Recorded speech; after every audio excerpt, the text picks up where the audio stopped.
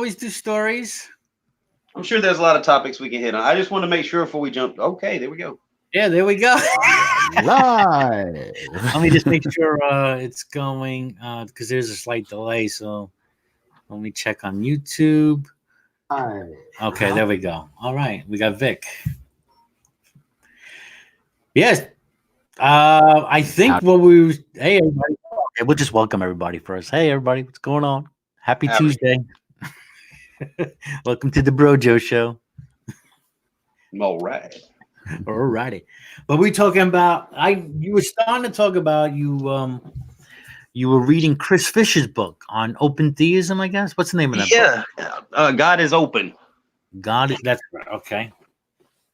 And I've talked to him here. You talked to him. We've been in hangouts with him. I mean, he's a bright guy.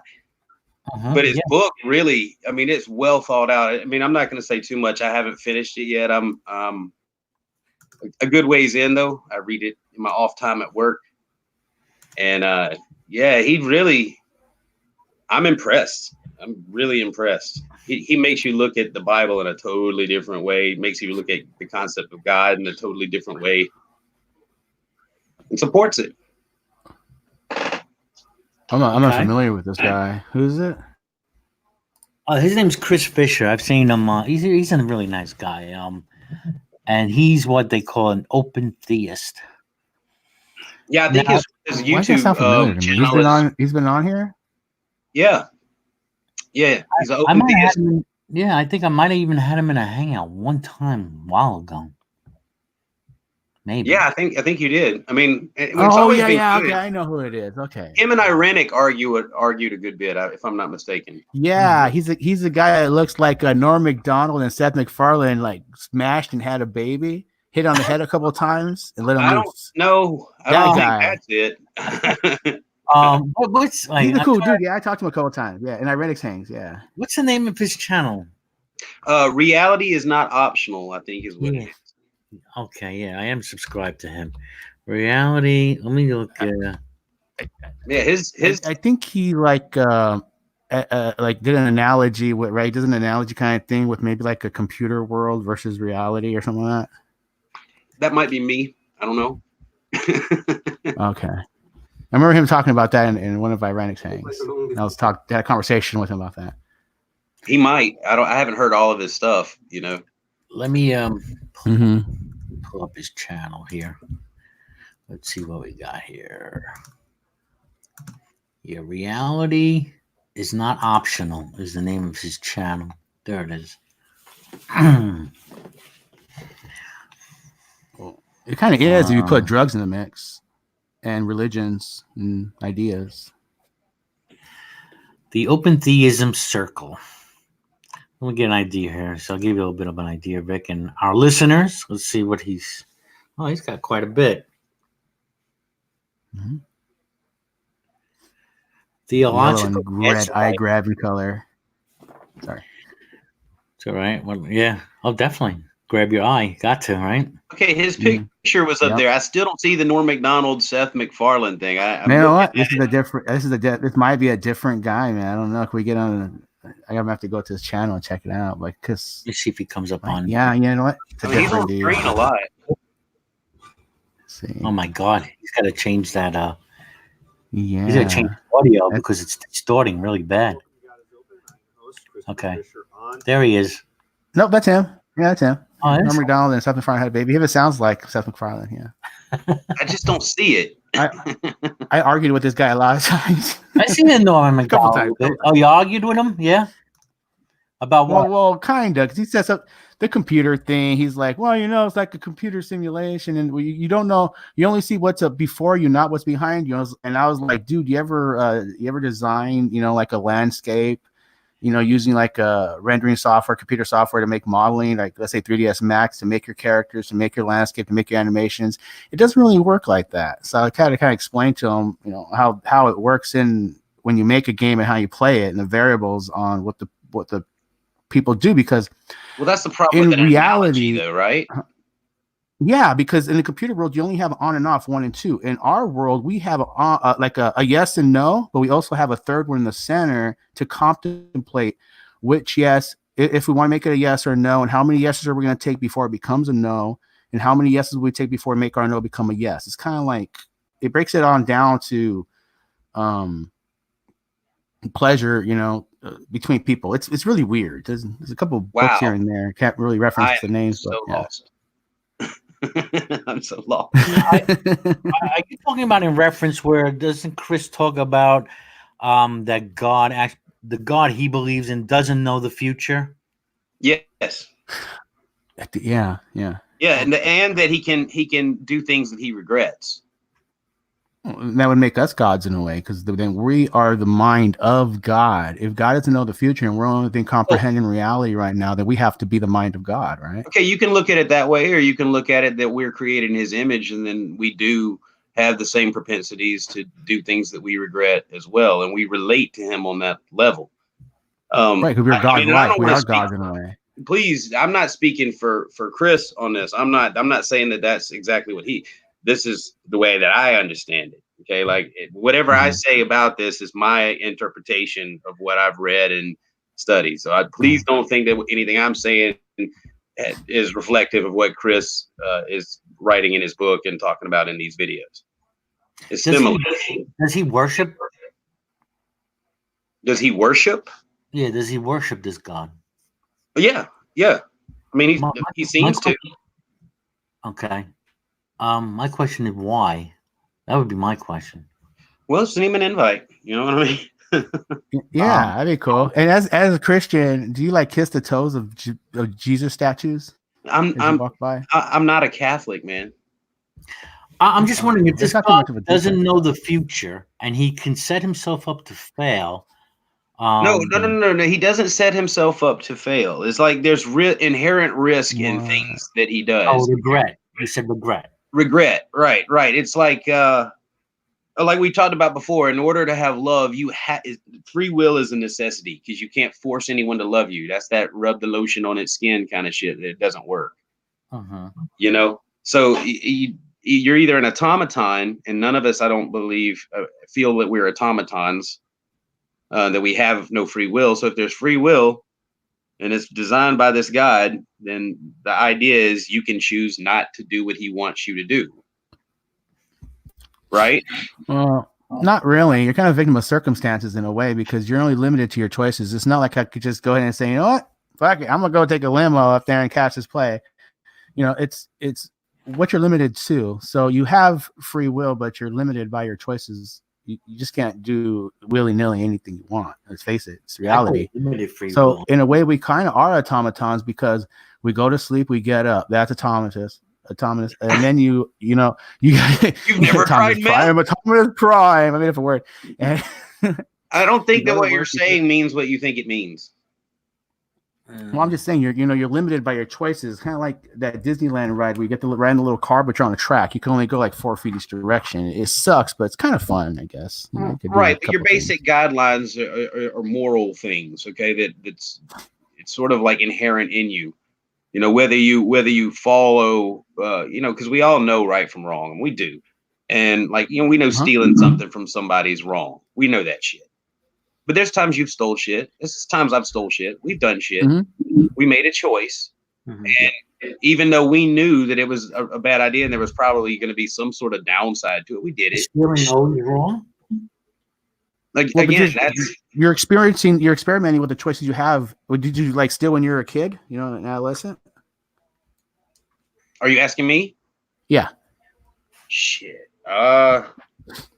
I was in my early 20s, and I sold a bunch of televisions from the place that I was working at the time. You're corrupt. You're only saving, man. You should have learned by now. Come on, that's 12. That's I tried to give them. Stuff. I tried to give them back a couple years later when I became a Christian. That's good. But you got to update it. You got to get them brand new smart freaking Amazon Fire TVs. You got to up the ante. And they had already written it off, and they were like, yeah, we're not worried about it, man. We're not worried about it. I was like, wow, okay, thanks. No lesson learned. Thanks. Yeah. So, well, I did go to them and I was honest about it. So to me, that was, I don't think that they were prepared. I don't think they had a provision for that. So they're just like, well, fuck it. I don't even know what to do with that. So whatever. Yeah. But anyway, that's cool. I mean, I think the best part, and what I wanted to say about Chris Fisher's book, is that it's honest to a way that if you had that traditional Christian upbringing, I mean, it can be jarring because a lot of the misconceptions that we think are in the Bible or saying one thing in the Bible, when you read it honestly, like, you know, when it says that God repented about this, or, I mean, if you take it for what it says, then it describes a different God than the ones that's being pushed by the charismatic churches and the Catholic Church. And I mean, it's right, like the all good God, and they blame the devil for everything. That's when it stands out to me, when God repented. Yeah. And then wanted to send that flood. Okay, so I had that too in the back of my mind. Means change of mind. You're changing your mind. So if God is changing his mind, that means that, you know, he's admitting, like you said before, he had some kind of regret, didn't make the right decision or the right action in the first place. Yes. So he can't be all perfect then either. Yes. So that's why I asked about the worship, because why would you worship a God that can pretty much make the same mistakes you can? Well, I mean, and again, it's more about it's the ability to love that the God that God is doing something. Because again, once you start reading into the Bible and you're reading it in this honest fashion, you pretty, I guess for me, it becomes a lot clearer as to what's going on. And like I said, I'm reading through again, and it's a little, you know, I'm reminded of a lot of things that I kind of skipped over, and I had other Christians kind of explain away, and we just take for granted. Okay, God knows everything. God, you know, declared here's the one that really stood out to me. You know, God knows or declared the beginning from the end. Mm-hmm. People are like, oh, okay, so he knows everything that's going to happen from here to the very end or whatever, but that's not really what that's saying. I looked at it again. If I declare an end from the beginning of something, that just means like I'm doing this with the idea in mind that it's temporary.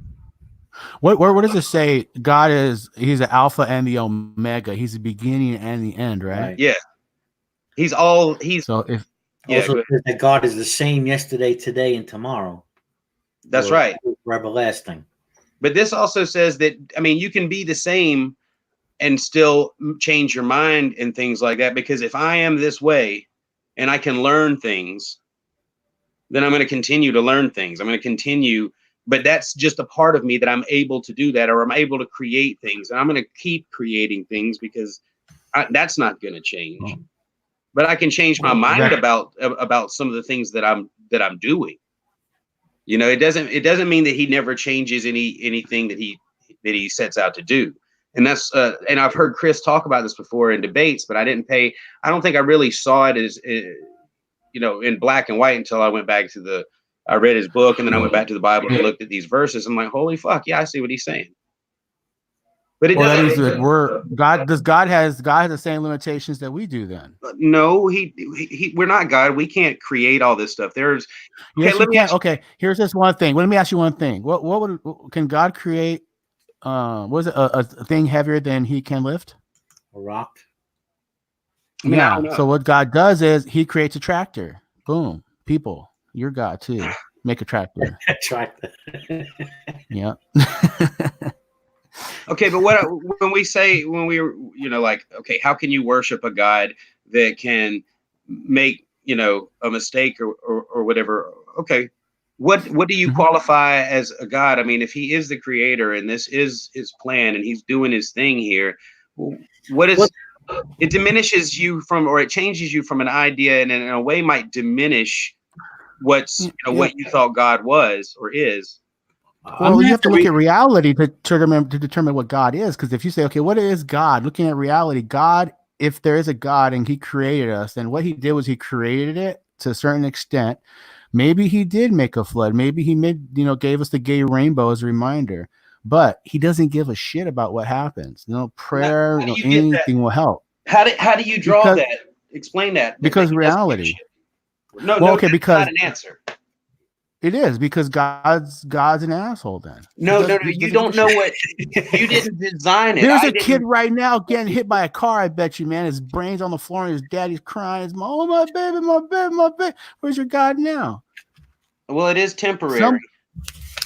somewhere some chick up, some rich chick up there who's into fucking weird shit just got her fucking giant donkey dildo and she's in fucking bliss. That Where's your doesn't God mean that now? he doesn't care about it. That's what I'm saying. It doesn't follow that he doesn't care about it. You're He doesn't using an care. idea. You're using an idea of God that may not actually be represented in the Bible.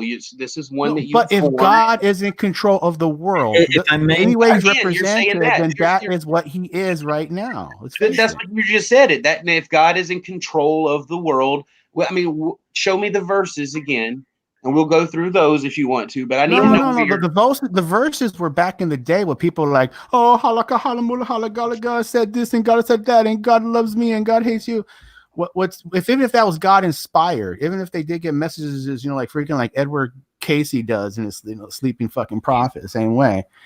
That's ancient shit. Now we're in the future. Got it? It's like a whole different time, man. So okay, go ahead, Brojo. Yeah, see, maybe I have to kind of reacquaint myself with Chris Fisher's doctrines, and it would be best just to ask him. I probably got the wrong guy. That's a good conversation stuff. But it seems like it's the ultimate question is why use the Bible, Chris? Why using the Bible at all to kind of describe this guy? It seems like you're looking at reality, the way things are, and you're trying to make the Bible fit it and reinterpret scriptures a certain way to kind of make God this, not such a bad guy. Why? Yeah. Why use it at all? Okay, now wait. You're saying like Giuliani and God's Trump. you're saying he's reinterpreting the scriptures. Okay, but hold on a second. Reinterpreting, or just I think every believer suffers from what I call, there's a denomination, I'm calling it the cherry pickingism. Okay, yes. that's exactly if that's what I like about his book. Right back. I'll be listening though. Okay. Okay, he kind of addresses that a lot. I mean, he doesn't point a finger at a specific branch of Christianity. He talks about the Greek influence and all the things that we've added in to try and cover up things, that didn't fit the traditional picture of who God was. I mean, at least that's what I'm reading out of it. And a lot of times it's intellectually dishonest. And I've been guilty of just, in the past, kind of like defending God in certain situations. Oh, that's not really what the Bible means. What it means is this. Mm-hmm. Well, what if it means exactly what it says? And if so, does that make God any less God? Because he's got a plan to overcome, and he's got the power to overcome it. But if the whole thing is about free will and us witnessing like the repercussions of do what thou wilt, just following, like disorder and chaos. And but William, if God can be a God of regret and doesn't know the future, how come the book hasn't been updated? What book? The Bible. Because how come it hasn't been updated? How come, because you have people picking and you know what I'm saying? It's like, okay, you're looking at the Bible is that's the conclusion. Like that's it. Like that's all that's ever been written about God by people inspired by God. And there's a lot of shit that's built off doctrines that may not be sound, and that's a weird place to stand. So when you approach people who have spent their entire lives looking at things and believing that it's heresy to even look at the Bible this way, or to look at Book of Enoch or other things like that, they're not going to add parts to the Bible. So it's up to the individual to search it out for himself. If he gives a fuck about it, he will. And if he doesn't, then he won't. He'll be like, well, all right, whatever they say. And if you just accept whatever is told to you about this shit, then you're gonna run into some things that are just gonna be inconsistent. It's just not gonna to make sense, and you're gonna have to make excuses for your God. Oh, what's that noise? That's me about to go to hell for saying that people make excuses for their God. Well, I don't know. I don't know if that answers my question. Because if you have this God, this open theist idea of God, where again he can regret, he doesn't know the future, or he knows the future. I mean, he doesn't know because it does seem like you look at Book of Revelation, people interpreting this is the future. This is what's going to happen. Or right. So,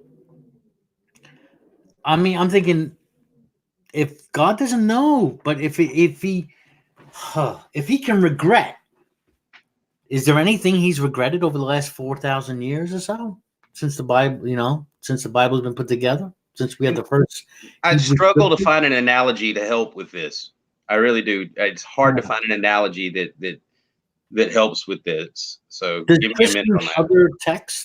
Does he use other texts as well besides the Bible? In this, he's specifically going after like the Bible's actual interpretation or its actual presentation of what God is, who God is. And like I said, I'm not even done with the book yet. I was just talking to you guys that, I'm enjoying it. I like things that make me reconsider my position. I don't limit myself personally to the Bible, though. I don't know what Chris does. I do the book of Enoch, and that's where I see more of the Bible really being about something that we are a minor part of. I mean, I know that in our own minds, and from what Vic was saying, hey, if God wanted to change this, but what if our purpose is to witness suffering? That it was not going to be an easy thing to just be alive, and it wasn't going to be a pleasure cruise. That we're here enduring something that no other creation has ever had to endure, and that's just a free reign of your choices without guidance, just your choices.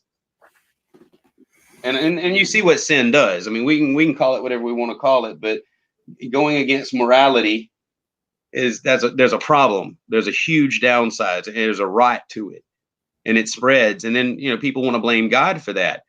God didn't fix that. God didn't stop this. God didn't save my junkie son. Well, your junkie son made some bad choices. It's not. I mean, that's just the way it works. My kids are moving out. I'm watching them make good choices and bad choices, but they're learning. Say that because I'm getting echo again. People say that because of the type of God that is proposed to them. This exactly. all loving, all merciful, going to look out for his kids, protective, God. This is one that performs miracles as well, and this is what is told what God is. And so when things happen, people question. It all goes back to the problem of evil. Have you ever had a vaccination that you enjoyed? Enjoy? Oh yeah. No, I mean, be honest. Like, do you really enjoy going in and having a vaccination? I mean, especially think back when you were a child.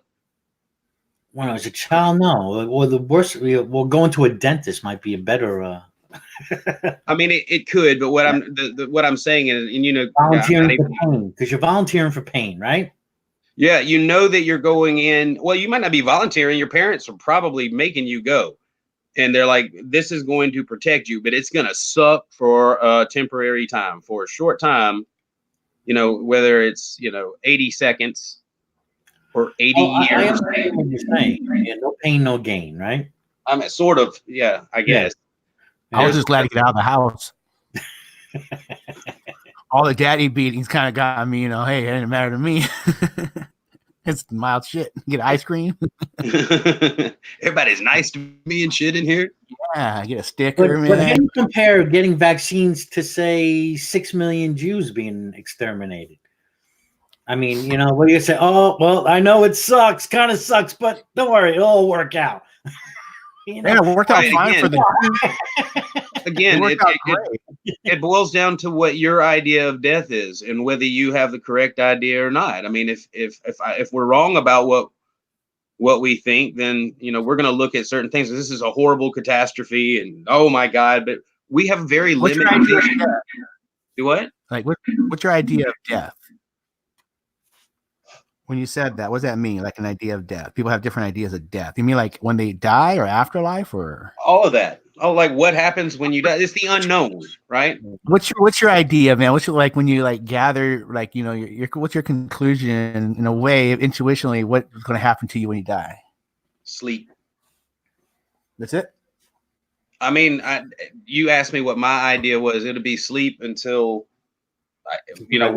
whatever happens is. But I've been pretty close to dying before, and it felt a lot like the best sleep I've ever had. Right. But I mean, like, yeah, but I mean, that's reality. What's your like fantasy of what the afterlife is going to be? Well, my belief is that my next conscious thought will be like a resurrection moment. It'll be like I'm awake. You know what I mean? And then is he just going to wake you up? Do what? Is Jesus going to wake you up? I mean, probably not specifically like, sweetie, it's time to get up, get out of that box or whatever the fuck. Yeah, that'd be nice. That'd be nice, like like his beard right there, some cereal. I think that of course, I'll be dead, so I won't know about what my I want to say my memory, my CPU will be placed into, what form I'll be. But I believe I'll be immediately with the Creator. The Creator, Almighty. So absent from the body. I just said the Creator. Right? Well, sorry, Brojo? I was going to say, are you using the scripture absent from the body, present with the Lord? So when you die, you're going to be present with God? No, that's just not like what I mean. I didn't say that. I said my next conscious thought. I may sleep 200 years. I may lie dormant until I'm resurrected. I may lie dormant forever. I don't know.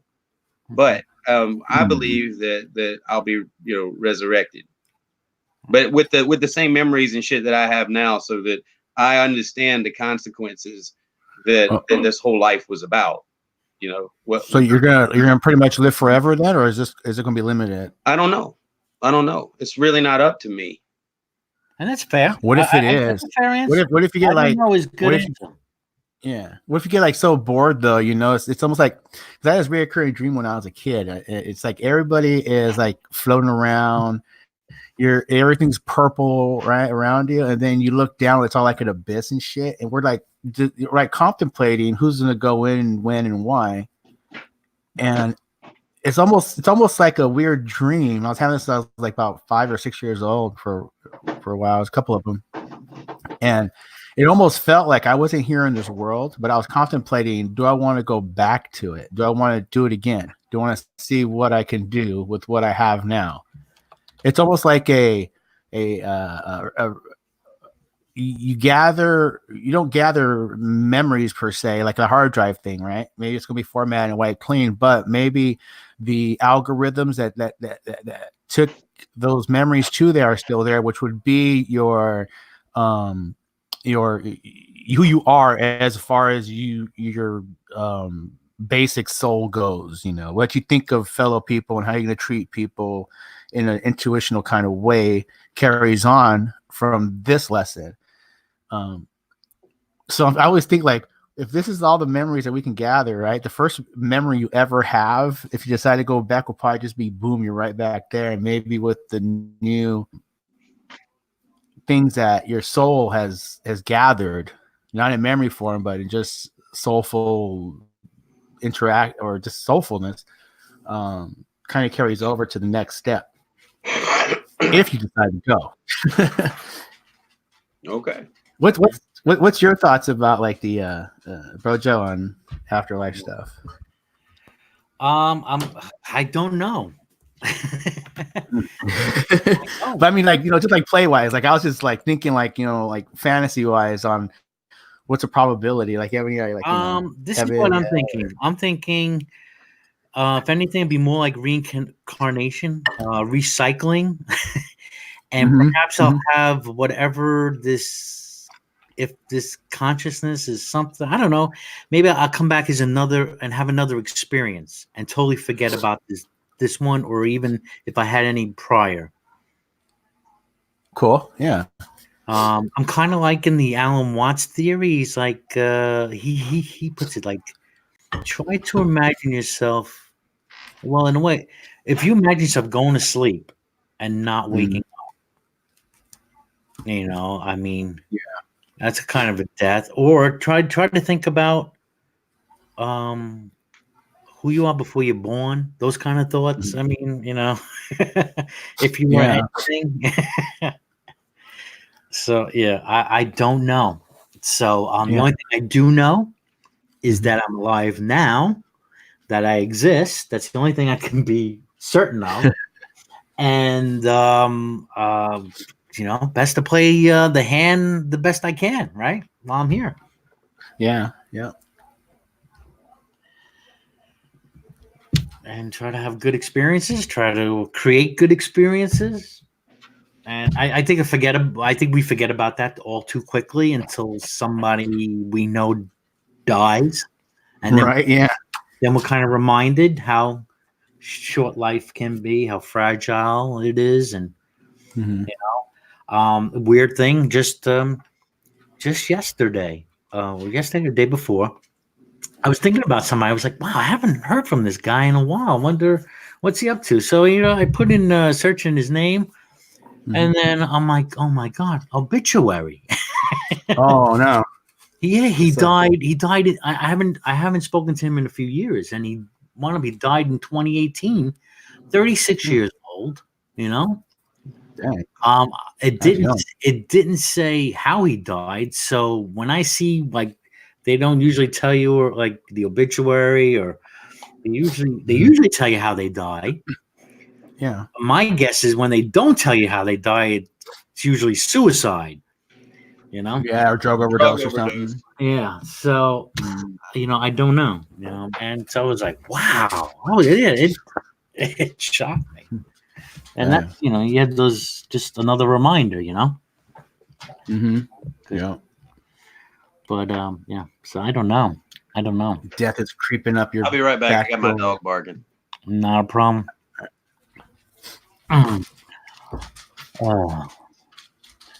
So we got 6 people watching. Let's see what's Stan saying out there. Stan says the best sleep he ever had was after being worn out, working 4 days straight, and then crashing. I know that feeling, right? I'll do it. Yeah. How many days straight? Oops, sorry. What's that? How many days straight? He says 4 days straight. Dang, what you riding? Yeah, what the hell? More the yellow jackets. That's them. That's no sleep at all, I guess, huh? I had 2.5 days. I don't know. Can person? It was like a military freaking sleep deprivation experiment.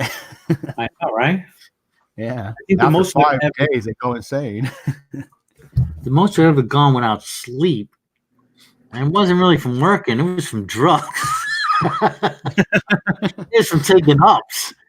And I never took them kind of drugs. I never experienced that. It was like 48 hours, a couple of days, and I remember crashing from that. That felt good. I think I slept half a day. I think I went about 2.5 days, maybe almost. Yeah, about 2.5 days. You get some pretty good sleep, especially when you're working a lot. Mm-hmm. Yeah. Yeah. Working hard, you just want.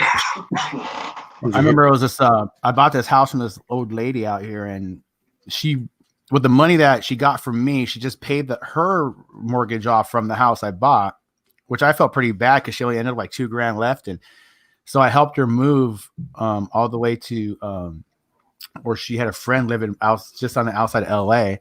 So it was packing all her shit up. It was 3 days. It was packing all her shit up, a lot of shit in U-Haul, and then driving her because she was too old to drive. Her granddaughter's too young.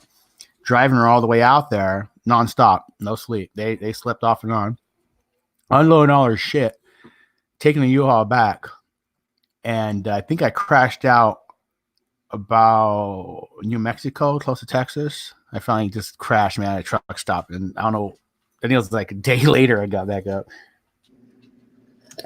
Wow. Damn. Yeah. Listen, I'm going to step away for about 3 minutes. I want to make some hot chocolate. And when I come back, so you guys here just chit chat for a couple minutes. When I come back, I want to talk about actually what not happened in Virginia, the virus in China, and maybe a couple other stories. All right. I'll be right back. So, take the helm, please. What they got? SARS is making a comeback, or Asian bird flu, or something?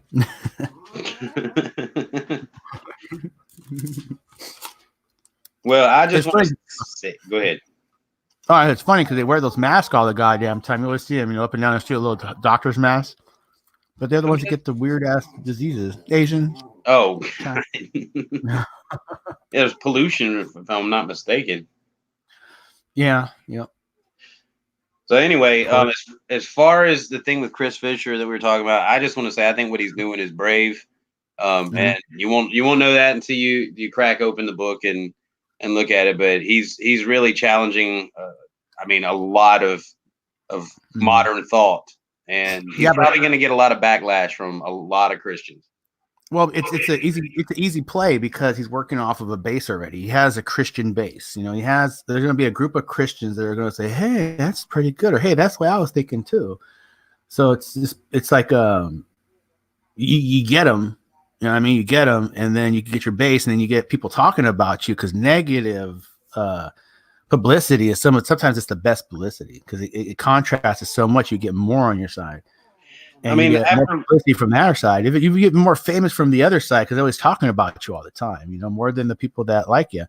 So if you could start from a base and grab them, you could get them. Yeah. Well, maybe that'll work out in his favor. Maybe they'll read his stuff to try and disprove it and kind of have to tackle the questions themselves instead of just going heretic. Yeah. Yeah, but there's so many different, denominations of Christianity. It's like it ruined Christianity. It's like, okay, you destroyed it. You broke it apart into so many fucking pieces. It's destroyed. That's what happens when you break something. Don't forget that there's a minority of us out there that don't belong to any church or denomination. We're just working on figuring it out for ourselves. But that's not Christianity. Then that's not Christianity. How's it not Christianity? Because if it's Christianity, you have to go by the Jesus Christ resurrection, and then you have to imply miracles and rules and regulations. So you're not really going day by day just worshiping a God. You're also implementing those Christian rules. All right. Well, again, it's not like I'm learning anything that so far that disproves like the miracle. You just learn you're not a Christian. Because I'm not a what? Christian. Okay. I mean, you go to church, Again, you're assigning a whole bunch of stuff to Christianity that is it's nowhere in there defining what a Christian is. But some churches do, right? Some churches, like a Baptist church, they have, that's right. Baptist church are very, so it's fragmented. Christianity is fragmented, which means it's broken. You guys broke freaking Christendom. We were never one thing. So we were never. Muslims are so strong. They were. It was pretty much united in Christendom. It was like a united thing. Then once they got politics into it and made the Pope, and they started making rules, and they started breaking it. So I think Christians didn't make the Pope. That's what I'm saying. Yeah, but Christians didn't do that. You're talking about Catholicism, and right, that's what the Reformation was about. That's Christianity. Right. Christianity was the Reformation. Mm-hmm. The Catholic Church and what's going on with them has nothing to do with Christianity.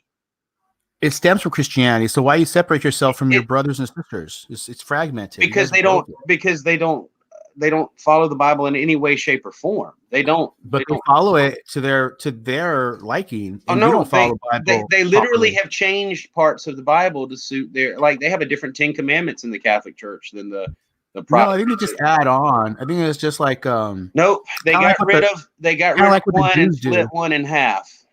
Yeah, I know. It's kind of like what the Jews do. They'll get the Torah and they'll they have two different things, right? One is the original and the ones they put all their shit on, add-ons and questions and answers. And I mean, it's still whether you see it or not, Vic, when you assign something to Christians as a whole group, I mean, it kind of it shows that there's not a whole lot of understanding about where Christians came from and that there is the diversity. And I'll admit that there's a lot of different strange beliefs that have come up in the church that have caused denominations to form.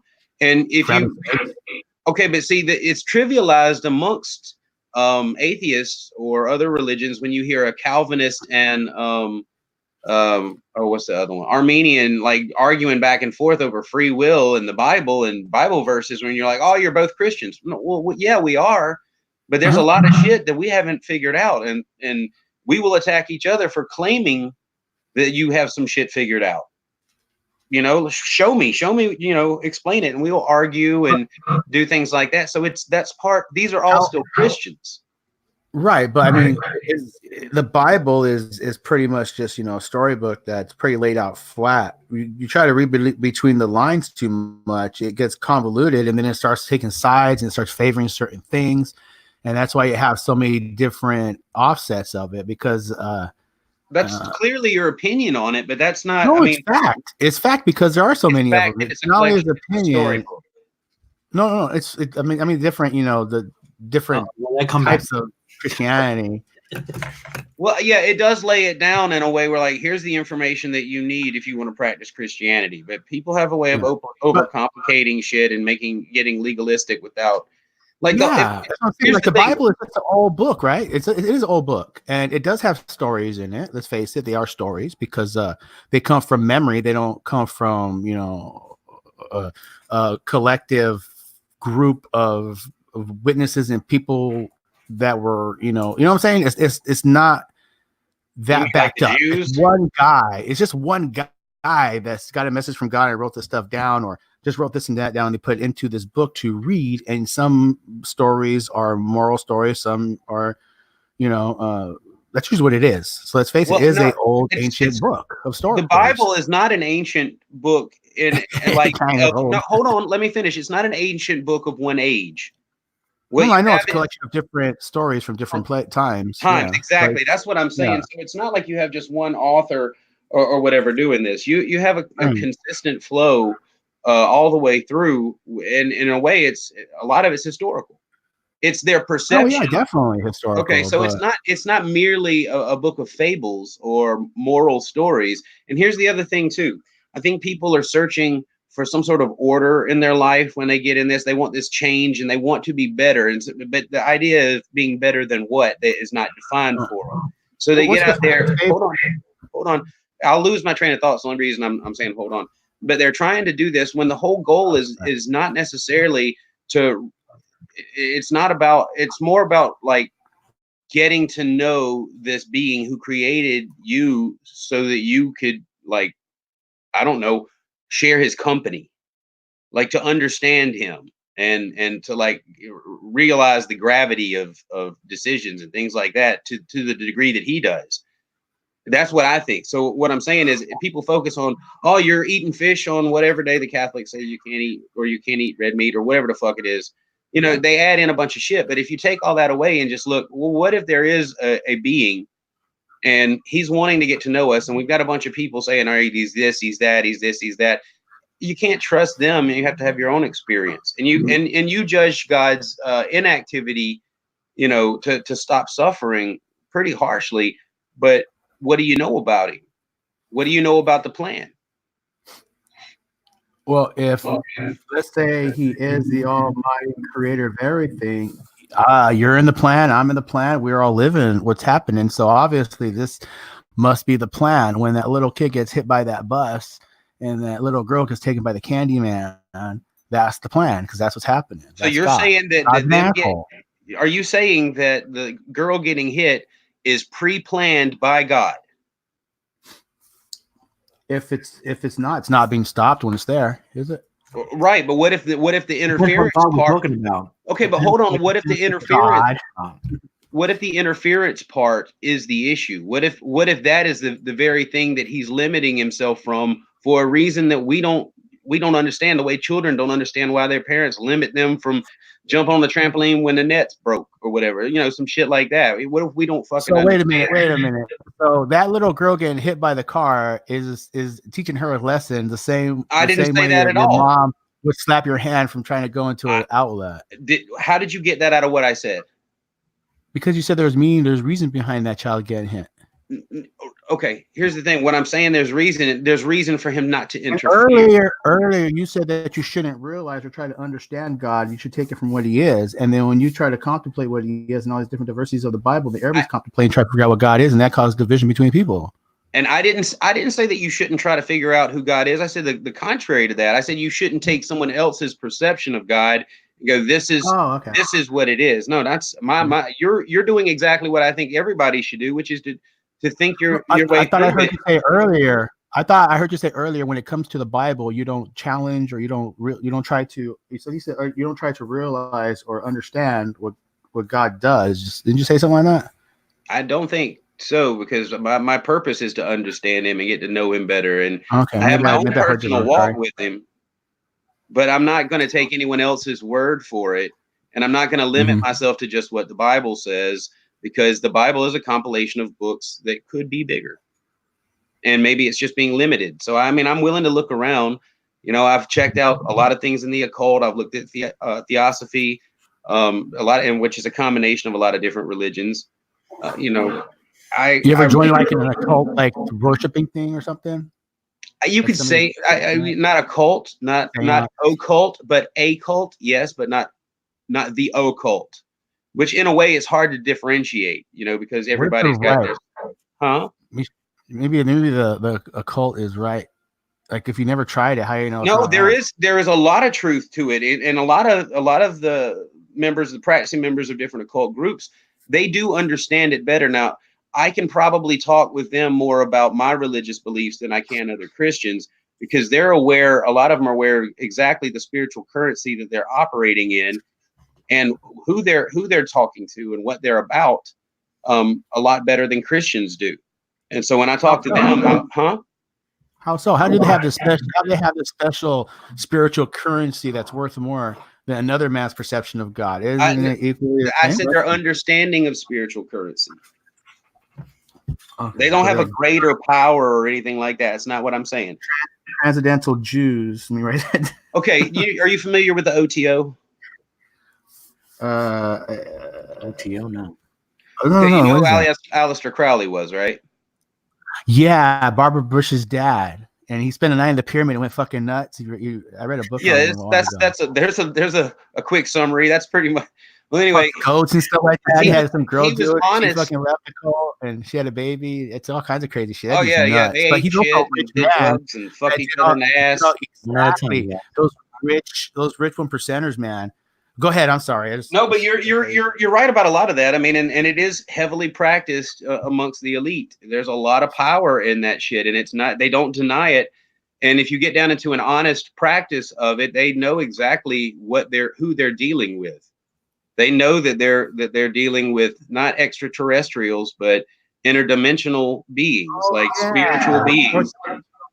And they know they're dealing with fallen angels. Are you talking about demons or angels? Demons and angels. Fallen angels would be the different. If you take like DMT or something like that has it, like the Amazon drink, it takes you into this like real room, like swoops you into this dream state, right? You can like talk to these beings and stuff. They have this weird reptilian look to them, and you can ask them questions and they answer them, and they're just really kind of like, I don't know, boring. Then you leave and fly around and come back. Well, yeah, that's something you hear over and over in a lot of these DMT and ayahuasca experiences, is that they're relating to some kind of being. They express some kind of being. So how do we know that, some of these people who say they're talking to God, it's just that they took a substance? Well, and there's a point there, because there is something behind that. They're not continuing to practice with no results. Like they're getting interaction with something. And here's the thing: when you deal with the OTO, they're honest about it. Then you have you have theosophy, which is a candy flavored version of it, where instead of calling them what they are referred to as like ascended masters, and you can reach them through meditation and drug use and things like that, and yoga, exactly, channelers and shit like that, and some of them claim to be one of the Christs, and you have all this stuff that's going on, and it's sort of a false front, and then you have a different sort of look at it to appeal to a different crowd, which is the extraterrestrial thing, which is not entirely off. I mean, you can work that model, that paradigm, and still have it seem plausible that there are extraterrestrials. I've listened to. Wait a minute, I'm getting echo again. Every time I talk, William, it's coming through somebody's speakers. I mean, I'm using this laptop, like I said, I might be mine. I'll mute and see if that makes it better. Check 1 2. Yeah, it did a little bit. Hey, Wildheart, what's going on? What was I saying? There are I've listened to one or two of these people who claim to be channelers, and I'll admit some of the things they say. I agree with. I agree with their about having a positive attitude. They'll talk about affirmations and having and different things like that. And I could be on board, but I cannot be on board with channeling some kind of other being, or they become possessed by this being and they're speaking these things. I can't buy into that. Okay. Yeah, I think it's a byproduct of that.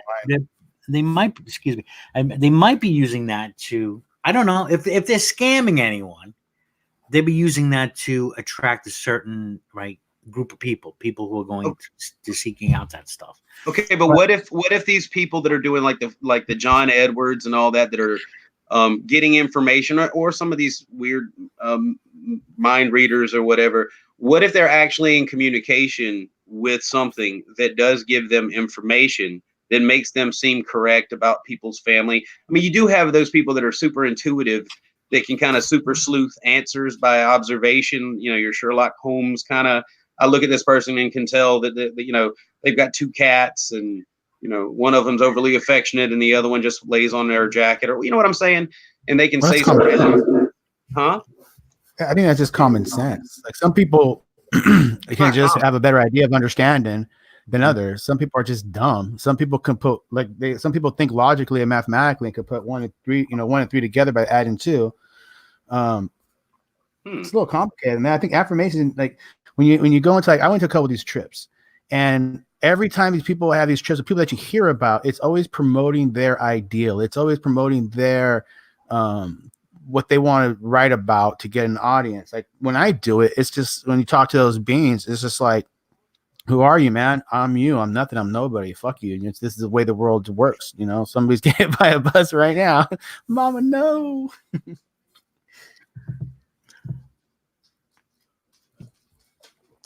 I'm under the, if it's working for you, hey, whatever you're believing, if you're putting in practice, if it's working for you, if you can, in some way think, all right, I'm getting positive results out of this. All right, then, go ahead, go for it. All right, but you just said some of these people get fucking possessed and shit messing with this stuff, and it seems to work for them at first. But these beings, you can possess yourself if you want. Well, I'm do that? Saying, crazy. I like the Bruce Lee philosophy, and that is, take some. You don't have to engross yourself in one belief. You could get some benefits from different places. Take that, make it your own, he says, and then leave everything else to the side. I'm still a theist in a lot of ways. I proclaim to be a pantheist. I mean, that's, to me, if I'm going to put a label on it, I hate that want to, but to try to give you an idea. But I'm not making no dogmatic claims. I rightfully admit there's experiences I've had which lead me to believe that there's something happening. I can definitely rule out certain beliefs, and Abrahamic ones I have to, or any kind of like this idea of a personal God. But there's some energy, there's a source going on there, and there's something there. I don't know what it is, but I know that, and I even think of Tesla saying how everything is frequency, vibration, or energy. He had something right to that equation, and that if that's the case, if my thoughts are vibration, or if I put out a vibe, as they say, right? Vibes, we use this word. I want to put out good vibes. If I want something, good things to happen, then I need to put out a good vibe. Lack of better terms. So that means, being positive. I didn't get good vibrations from that dog. And looking at things, as positive as possible. And without denying that there are, negativity and stuff like that. You need both. So if I could tie it back into what I was saying about Aleister Crowley or whatever, I mean, that's the reason that the people that get sucked into theosophy end up all fucked up. I mean, you're going to necessarily get that way, but they're a little bit deceived. The at least the ones that are practicing outright They know that they're communicating with demons. Aleister Crowley had a name for his. He knew exactly what it was, and it drove him mad. You know what I'm saying? But he knew what he was getting into. It wasn't some, ascended master bullshit that's going to tell you how to be reincarnated in the perfect form and all that shit. Okay, people are going to fall into that, but it's deceptive. That's why I said I have more respect for the ones that are at least. I mean, they know that they're dealing with darkness. You know what I'm saying? That's just the gamble they're willing to take. There's no blurred lines between good and evil. They're very aware of what they're doing. But are they actually doing it? What do you mean? Are they actually dealing with demons? Yes. Oh, absolutely. You don't just continue on in that stuff without there being something behind it. I mean, they're getting information and shit too. I mean, it's not all right. It's kind of a network. You know what I mean? It all leads back to the pinnacle.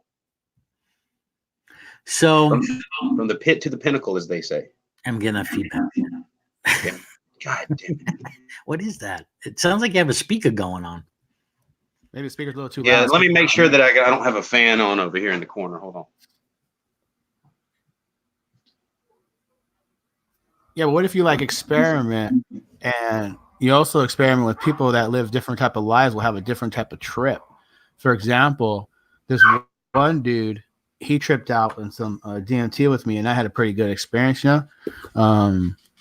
I never did no harm in any way like that. But this guy, he was this dude. You want to try it? I said, "Oh, it's a good thing, dude. He's a gang, banger. He's done some stupid shit.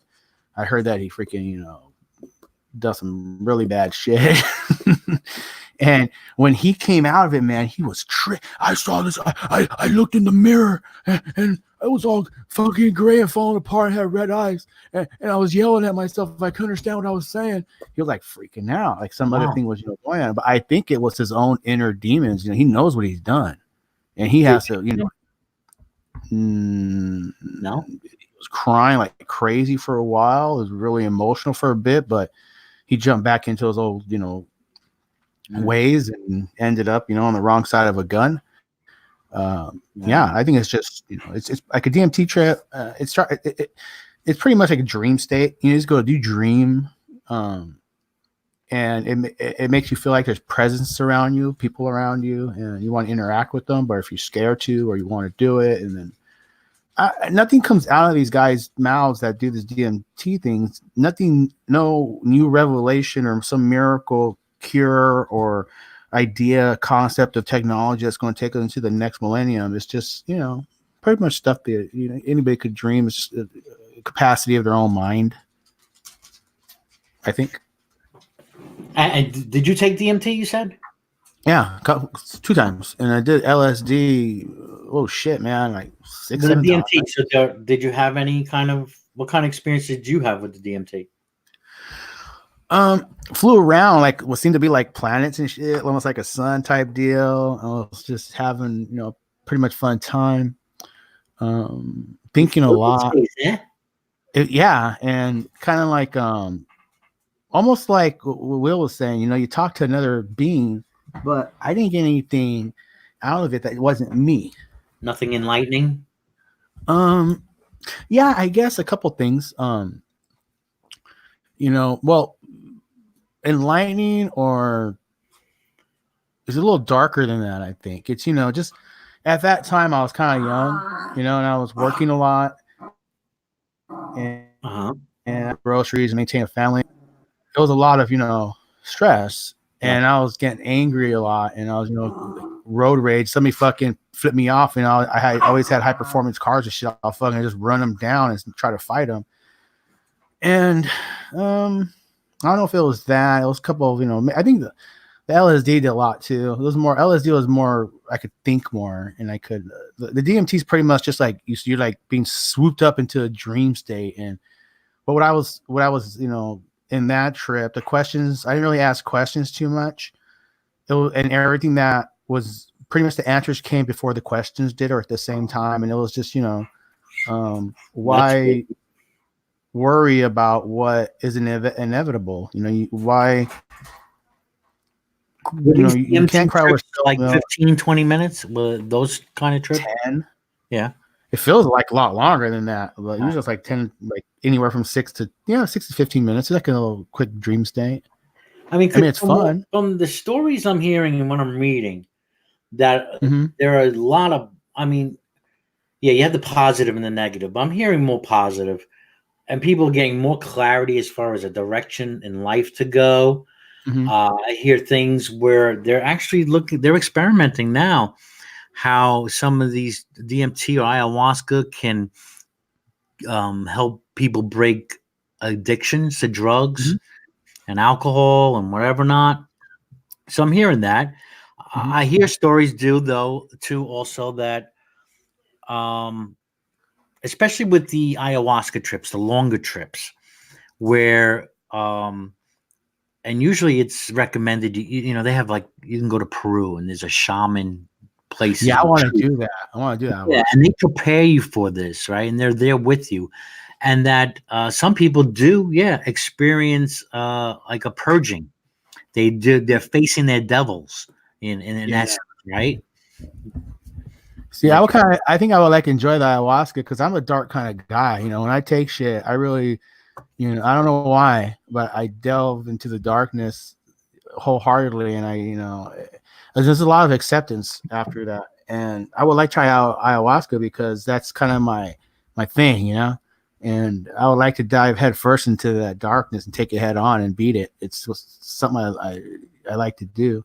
Not as a challenge, but it's just, it's my kind of trip.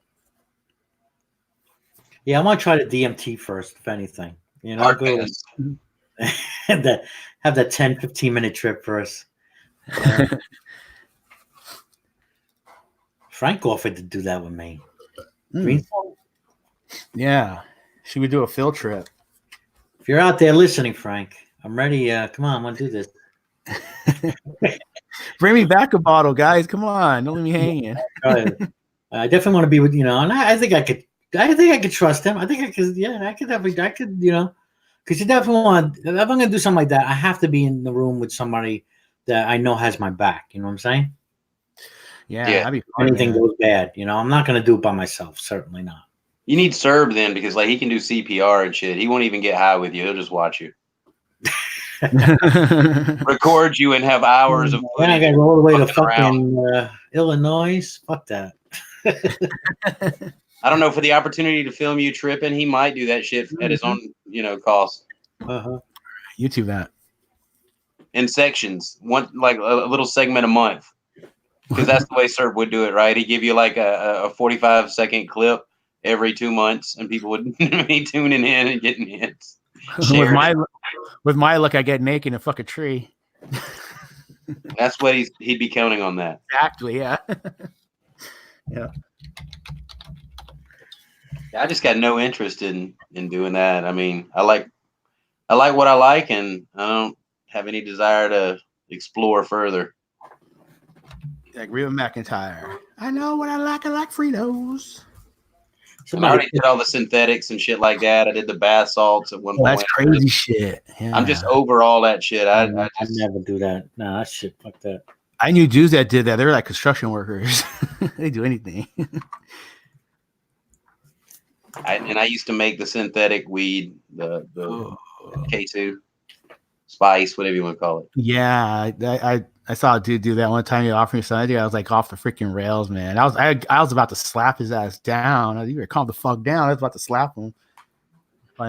So many times I thought I was dying while I was on that shit. I mean, I got to where I didn't even mix the powder with the acetone and put it over the herbs and shit. I just started taking the white powder, putting it on the bowl, and the backs of my teeth were black. It was bad.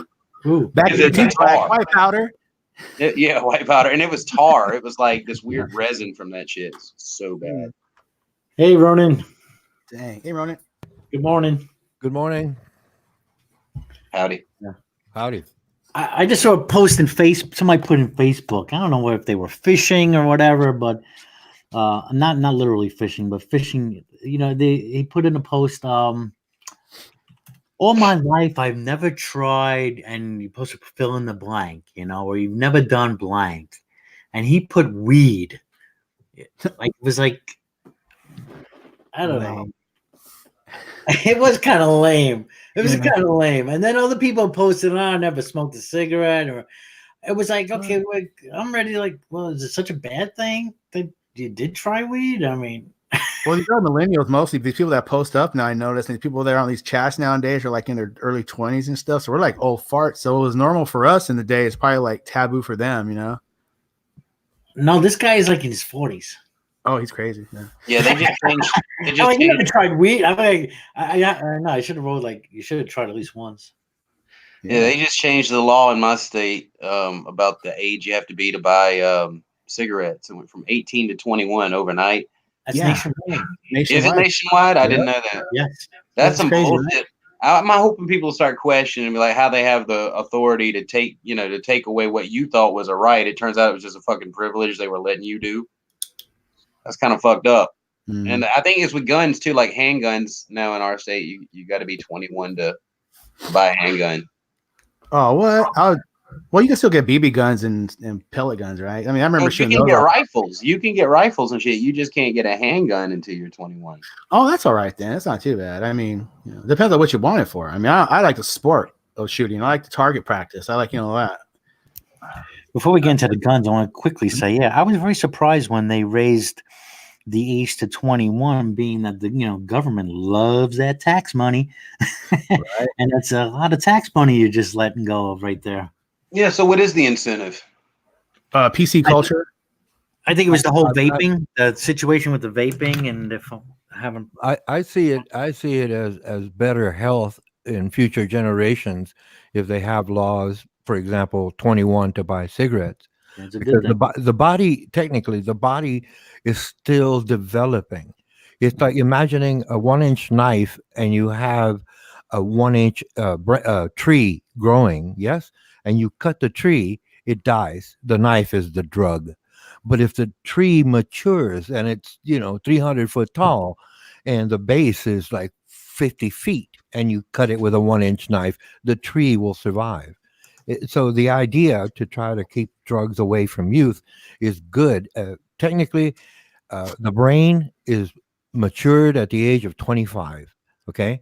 And if the laws were set up and the kids were told, look, man, you're going to be, if you smoke dope when you're 10 years old, you have a chance of developing testicular cancer, for example, which is out there. I read a long scientific article about that. And that's true. That 1-inch knife, the drug, is very dangerous at a young age. So if we're thinking about future generations, it makes sense to limit the usage until a more mature age. I would prefer over 25. I think we're having different concerns about that, Ronan. It's not so much that I think that it's not a healthy thing. I think that it's an overreach of government to do that. They don't have the authority to do that. No, but again, the point is, if the government obviously uses science, not this administration, but a reasonable government has this knowledge that, cigarettes cause cancer, for example, or like I was pointing out, the brain does not mature until 25. Right, the government should impose those limitations because we don't want our future generations to be hobbled with all of these sicknesses. It weakens the country overall. That's my point about. I just don't see where they have the authority. I'm not saying the government is overreaching if it says we're going to ban all alcohol. We know what happened during Prohibition, right? The gangsters, right, really grew. So that was a mistake on part of our government because you're not going to stop it. All I want our government to do is guide it.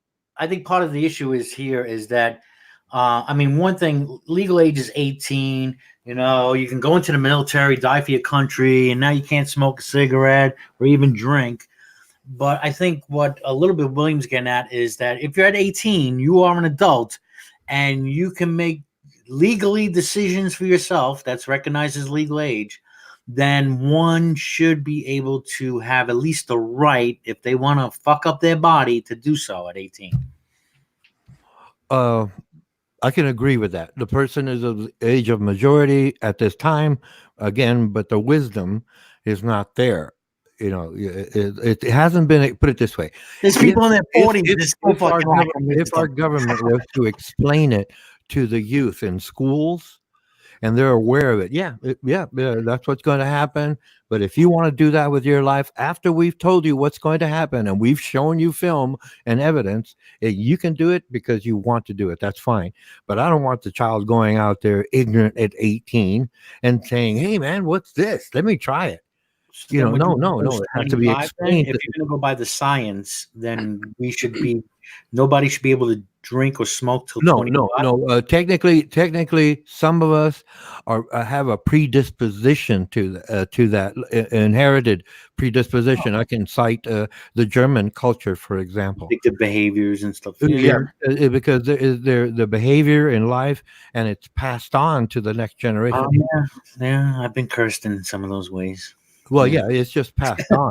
You know, I want a cigarette now. I'm part native. It's like I pointed out. It's like I pointed out. By the way, Ronan, today I celebrate 2 years tobacco free. Hey, congratulations! Congratulations! It can be done. Many happy returns. Again, but some people, please. The problem is that all people don't understand that certain people are predisposed to that type behavior. Okay, that's the problem. You know, the other people say, "Well, man, he's cool because he drinks." Well, yeah, because that's his nature. It might not be my nature, and that person thinking that's it was never told. Look, that's just their nature to do that. Your nature is different.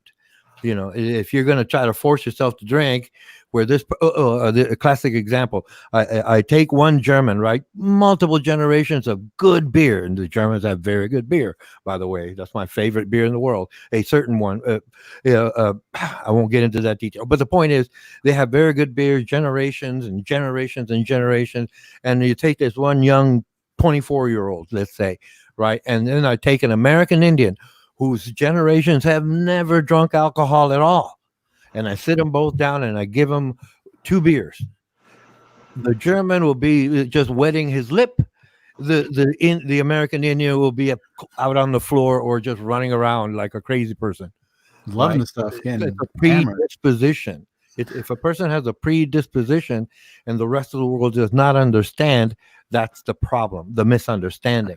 Why is the Native American got to go crazy after having a few beers? Why can't he sit there and contemplate a couple of things with other people? Why does he got to go like nuts? They're not used to it. Much like falling off a bicycle, you're not used to it. If you're not used to it, guess what? You're going to get bruised up a little more than a person who is skilled on a bicycle. The way you said it just sounded kind of like adding to the savage, the savagery of the Native American. No, like I said, they had never encountered it before. Like the first time you encountered sex, right? You don't know what's going on. Please, come on. Let's keep it simple. And I have just now. When you first encountered sex, you really didn't know what was going on. Really? Kind of had an idea, though, right? Like I said, some have a predisposition for it. Others don't, based on their background. How to do the workings? Yeah, that was the awkward part. I thought that was all right. That wasn't too bad. It was fun. But then after that, I was like, "Yeah, give me this all the time."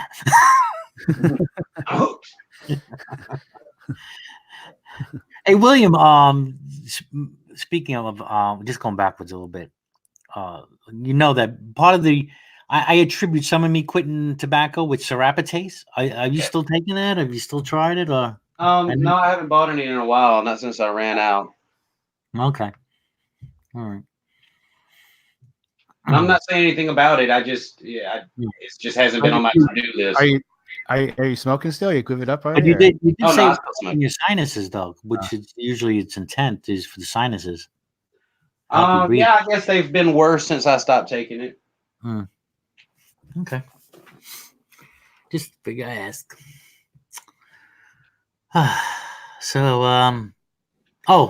on to guns. All right, we're going with guns. All right.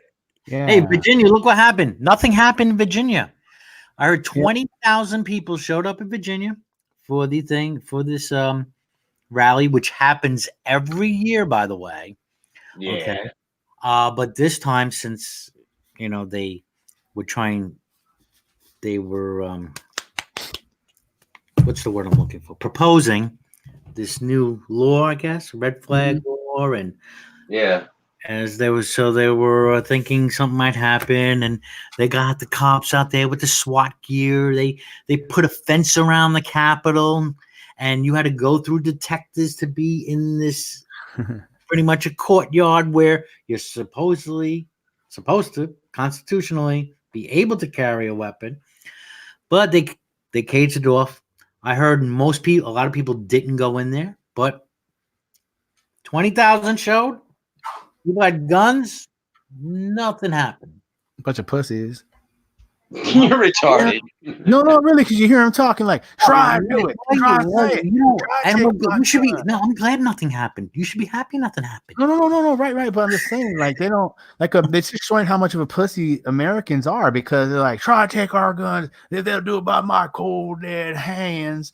And then when it comes down to the, oh yes, sir, no problem, sir. What are you talking about, man? I think he's saying that they probably should have stormed the gates, and that's what they were saying. No, they weren't. Nobody there was like, we're gonna fucking take over the government and all that. Really, dude, I talked to a lot of white nationalists, dude. And why would you do that? Because they're the ones that say, "Try to do it. I'm gonna be there with my gun." I can't talk to you, Vic. Now, forget it. I'm a black Israelite. Yeah, I'm a nationalist and I'm white, sort of. So, what is that? Does that make me a white nationalist? Probably. It's on the list now. I'm a little bit of a white supremacist myself. No, those are two different things, apparently. Not really. They're the same. No, they're not. And what is a nationalist? Oh boy, here we go. Well, okay, because somebody that's going to, like, a white nationalist is going to want to run their own agenda and what they want for their. No. Focus on the question, Vic. Focus on the question. What is a nationalist? You don't put anything before it. Well, where's the base? What is the root word of nationalist? Is to be part of, like, your nation, right? To be what you are. Yeah. You're a nation. So what is your nation? America. Okay, so are you pro-America? Do you like America? Oh hell yeah, man! America's my country. So you're a nationalist that fast. You're a mixed nationalist? Right, but I'm a American nationalist, so it's for America and all diversities of all the different cultures to get together and let's realize it. A white nationalist of America is a lot different than just an American nationalist, because that's very racist of you to say. It is. No, it's not. It's me to point out a racist makes me racist. That's kind of like, I don't know. Well, you're assuming they're a racist because they're white and they're a nationalist. What do they talk about mainly? They talk about promoting the white race, about how ignorant the black man is, and they use the word. That's not a white nationalist. That's a white supremacist. It's the same. That's what a white nationalist promotes mainly. That's a mixing of terms. Then white supremacy is you got to be a white supremacist to stand for white nationalism. That's a confusion of terms in our culture that doesn't make any sense. Not really. You get right in. No, it's a reason. Who is there a nation called white? I don't think so. Is there? Right. White, yeah. So why do white people call themselves white? Why don't they just say, like, from America? Why don't they just say they're American? They're like, oh, I'm white. I'm mostly white. My descendants come from Germany, or they come from Europe. I said, well, get your fucking ass back to Europe, learn the language, and enjoy your culture. Hey, Vic, I love white people. Does that make me racist? No. Are you sure? Yeah. Okay, so very vague. You like black people too? Sure. See, okay, you're not racist, man. I mean, that doesn't mean you're not racist. It's just saying, yeah. Let's take it a step further. Is it okay to be a racist? Is that something that's acceptable to be a racist? To a certain degree. Okay. It's not like a simple on-off, yes or no answer. Find out terms here. If I'm walking down the street and there's 4 big black dudes, even though in my neighborhood I talk to black dudes all the time, I'm not going to trust them motherfuckers, because there might be a chance that they're going to fucking try to, let's face it, black people like to do, or a small minority of black people do what they call like a, what's the term? Not bum rush, but it's called getting jacked, motherfucker. Jack move, yeah, pulling a jack move on somebody. Exactly. They'll gang up on you and take your shit. So you got to watch out for that stuff.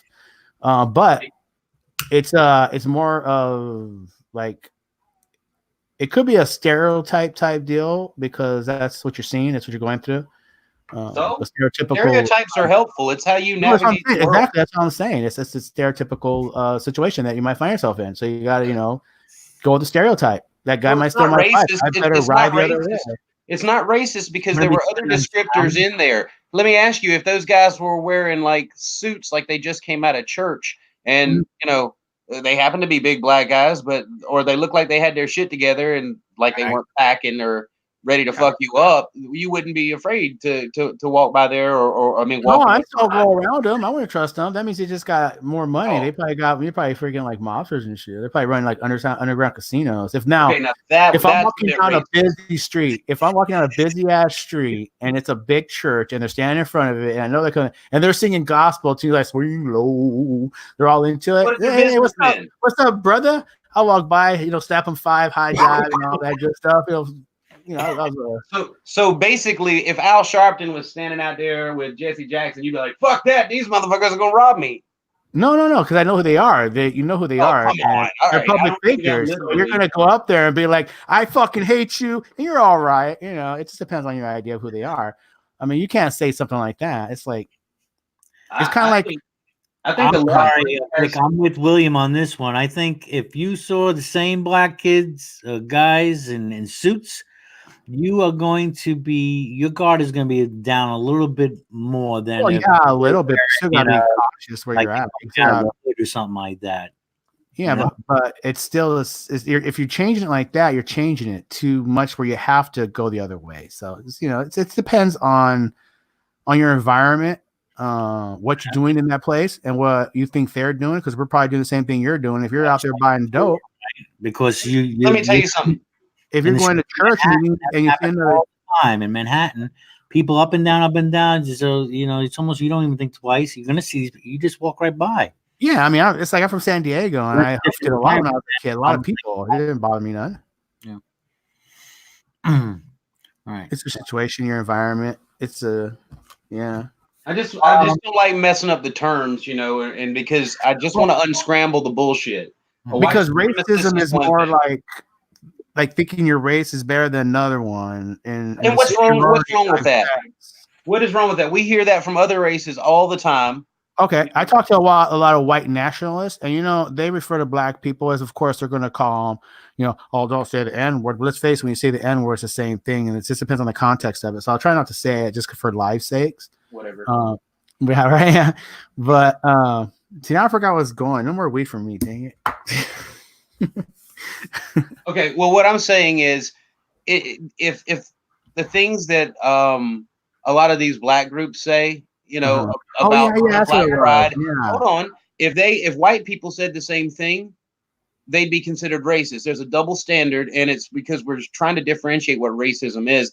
Again, there's nothing wrong if they want to express, hey, I don't like the white man, I don't trust the white man, white people, fuck white people. I don't care. Just don't do anything about it. Before I forget this. Black people hate white people because they're scared of them. White people hate black people because they think they're better than them. I don't like this broad brushing. Good Lord. What are you talking about? Where do you get these ideas? Racism is more superiority, where the black man hates white people because of what their great grandpappy was a slave. White man beat that motherfucker, took us out of our homeland and left us with nothing. And grandpa had shine shoes, and now I'm in this ghetto with nothing. How many black man living up? Okay, sorry. How many black people feel this way? A lot, man. All of them, because you're making it sound like all of them. No. I mean, this is some like self-hating black people I know that want to be white. Oh my God, that's a terrible thing to say. Maybe they just want to not sound hood and have people walk on the other side of the fucking sidewalk when they're going down the road. They usually marry white women and they kind of whiten their life up a little bit, and then they distance themselves from all the other black friends. So they're fucking traitors, right? Because they chose a different choice. No, not at all. They're assimilating to what they want. You are kind of a racist, Vic. Yeah. How am I a racist? I don't know, man. You seem to have double standards between. I point out the obvious. No, you said yourself that you would get on the other side of the street, even if the dudes were wearing suits at one point and all. You're judging it based on race.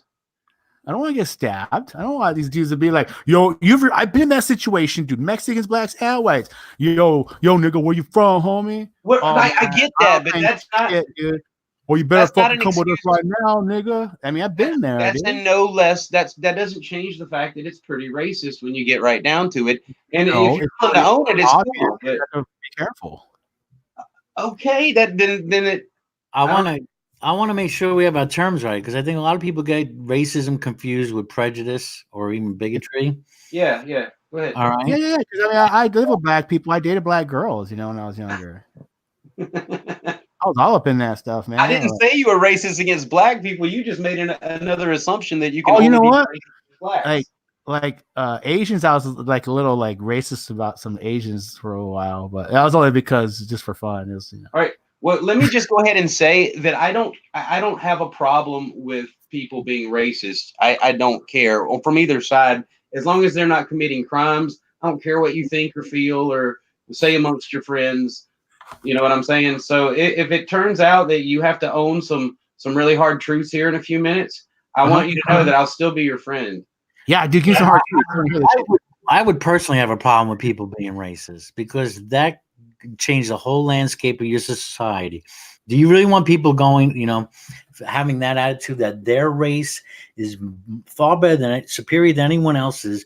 And that line of thinking will get you to a place of violence where you. That's an evolution. That's an evolution belief, man. Your issue is Darwin. Nazi Germany, they were. That was an evolution issue too. If you let that kind of thinking persist. Yeah. Right. I don't really believe in evolution like that, so I can't say that there's a supreme race or whatever. That just doesn't make sense to me. The evolution issue is based in tribalism. Racism didn't come up until the late 1800s, I believe, or 1700s, and it was just a bunch of anthropologists, being ignorant about things. So that's where the idea of race categories came up. But it's really tribalism that is functioning here in a group think. It's cool. Our tribe versus your tribe. They didn't know the idea of race at the time. They just knew there was this tribe versus that tribe. That's all. And for me, it's a cultural thing. I'll be honest. I'm a cultural chauvinist. Well, no, that's still tribalism, is it not? Sure. Yeah, it absolutely is. It absolutely is. Okay. As long as we understand. I despise communism and oh yeah. Well, but that's all you know. That's all you know. I'm not faulting you, right? But the majority of people in each group, that's all they know. They feel safe there, right? It's difficult for a person to just leave their group, like myself. If I went to Saudi Arabia, right? It'd be difficult for me. I eat with the wrong hand. I'm an atheist. I don't agree with their cultural norms and values. So it would be very difficult, right? So most people, it's technically it's fear, but they're cautious about things they don't know, and that's natural. That's normal. But sometimes some people are just so vehement and they're zealots about their group and culture that become very proud, let's say, nationalist and racist.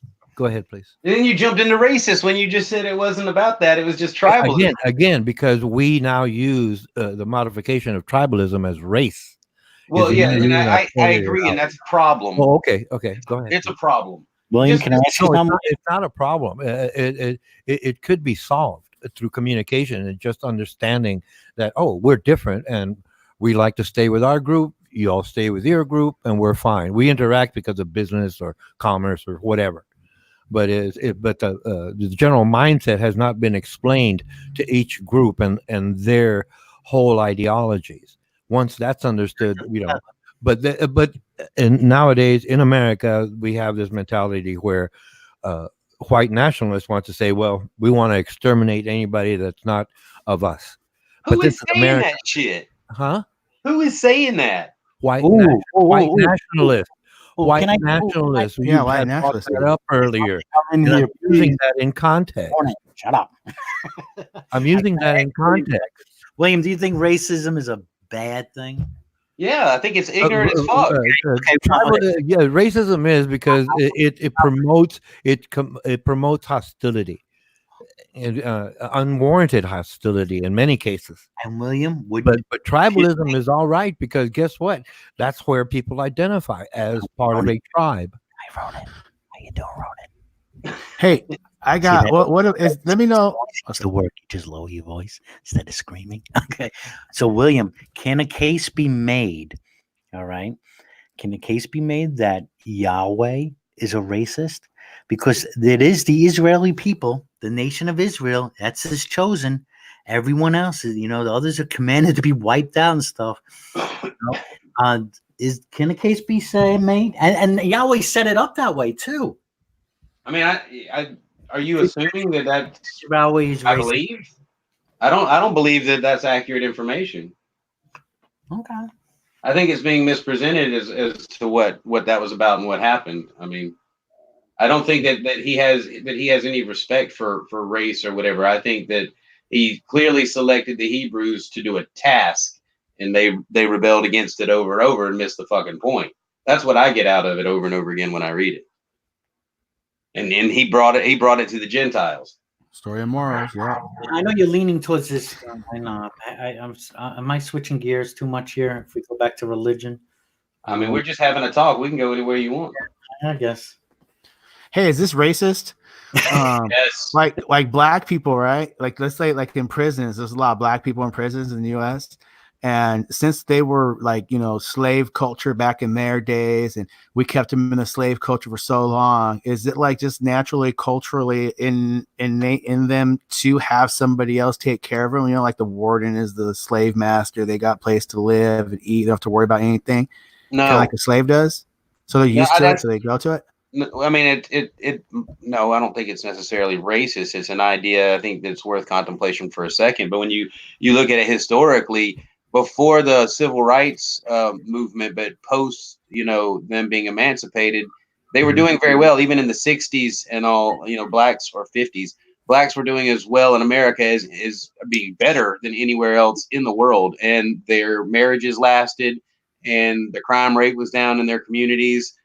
Showing that their culture had kind of they were kind of segregated on their own, the way that Ronan was talking about, and they were doing very well. Well, they were scared well. Okay, you can input whatever kind of information. No, really, they had to pretend to be the white man, so they had to dress like the white man, do as a white man. They had Black Wall Street on their own. They were mimicking the white man because that's the only culture they had because they were taken away from their own. They were assimilating to the Western cultural values. Yeah, that's what I just said. Black Wall Street was burned down by the white people in 1920, I believe. It was by liberals. It was burned down. They had Jim Crow laws at the time. Obviously there was separation, but once those people, especially like in Atlanta, right, the brick roads, and all of them.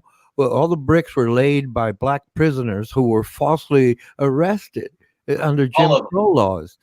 So it's not one of those things that, well, up until 1965, yeah, but before that was Jim Crow, before that was slavery. Yes, a lot of them were prosperous. And I'd like to remind you, it doesn't mean that they were left alone. I'd like to remind you that the Democrats have been behind every single one of these separations. Look, it's one of those situations where you're right. But racism has been a constant. Slavery pertaining to the South. But racism was in New York too. Okay. But slavery was in the South. It's still racism overall.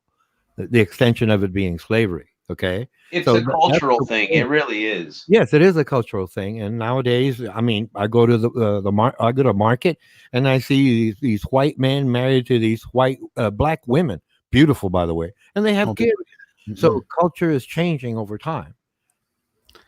Yeah, I married a white girl. Oh yeah, I married a white girl, but I'm a white man. But hey, that's not the point here or there. The fact that people fall in love, you can't avoid people falling in love, and the color doesn't make a difference if they fall in love. Really, that's what it comes down to. That's true. Yeah. Love is colorblind. Yeah, big time, man. Big time. Oh, you were talking about doing marijuana. I don't do marijuana, but years ago, decades ago, I'm over 60. Decades ago, I had a couple of girlfriends, not at the same time, but they got high and they got me high. So I can't say, what the experience is like, because every time we got high, we had sex. And I used to think them liars, because they would say, "Oh, I take it for menstrual cramps." I thought, you're lying. You're not on your period. And then, well, a couple of years ago, I found out, yeah, marijuana works for menstrual cramps. Wow, what a trip, man. What a trip. But either way, go ahead, gentlemen. That's kind of like we were talking about guns, and full disclosure, I'm a former certified handgun instructor in the state of Texas. I'm a good shot with pistols, rifles, and shotguns. And guess what, man? The majority of people, well, I'm in Texas, yes. The majority of people, they're not going out there and killing people. They're not. It's the few, that small percentage, who are in those situations, and they become hostile and kill people. Okay. But trying to blame everybody for a small percentage, just like me saying, "Oh, well, all Christians are bad because I know one Christian who wants to destroy all other Christians and other religions." That's just nonsense, really. Yeah, Vic, nonsense. Well, what did I say? That's me and Ronan agree on something. I'll be damned. Well, yeah. I mean, I agree with you, gentlemen, on a few things, and we disagree on others. Okay, that's reality. That's how we perceive things where we are at the time. As long as it doesn't take all the fun out of our relationship. And that's how we learn from one another, right? Too. Oh, sure. Yep. Sure. Communication. It's the name of the game. Well, what do you want to communicate about now? Anything. We're still on guns, or yeah, we still on guns in Virginia or anything like that. Or? I mean, what's to say? Nothing happened. They weren't a threat. They did exactly what they said they were going to do. And Antifa didn't start no shit, and of course the Oath Keepers were not going to start any shit. So it was great. That's good. Peaceful protest. I support them. Any group, no matter the group, I support them to have the right to go out there and express their position. I may disagree with it, but the fact is we have that right.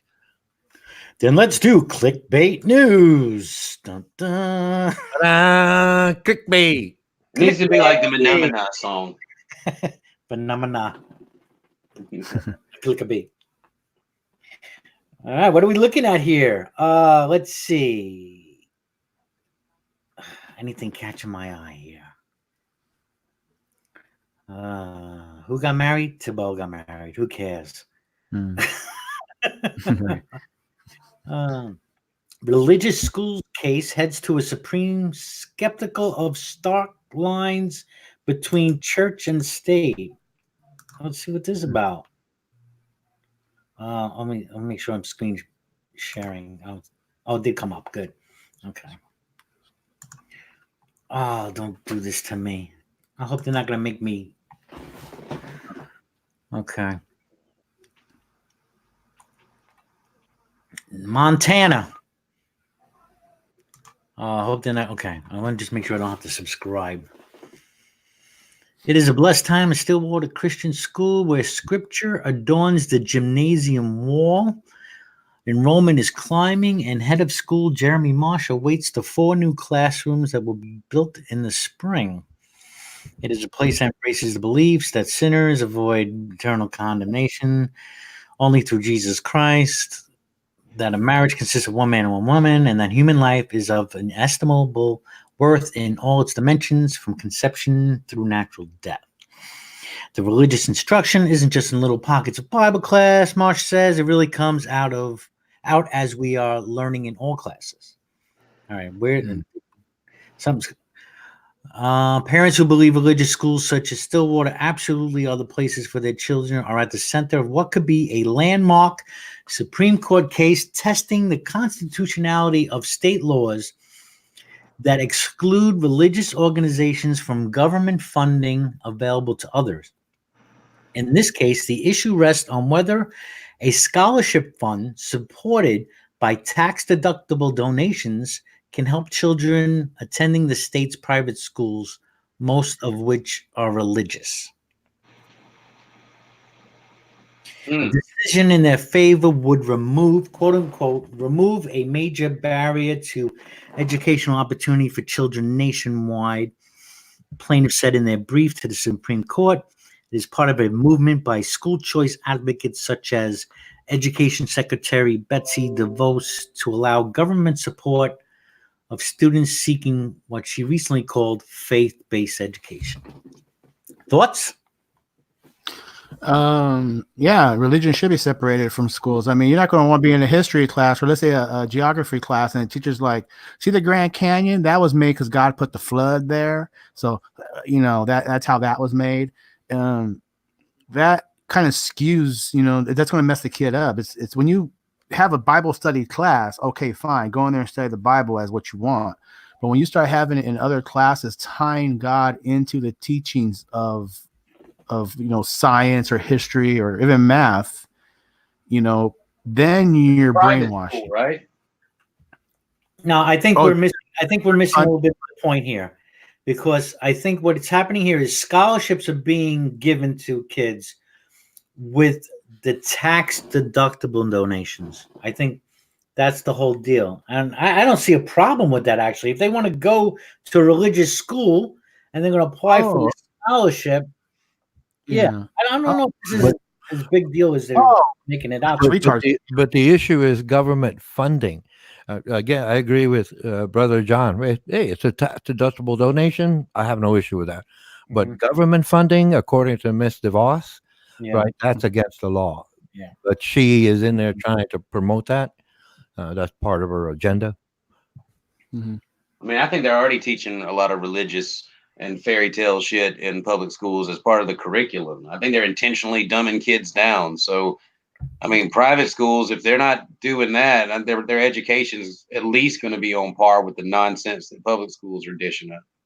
There are 2 states left. There are 2 states left in the United States. I believe it's Kentucky, and I believe the other one is either Tennessee or Alabama, that they're the last 2 states that where they are teaching creationism, and these are public schools, government funded. 2 states still that are doing it.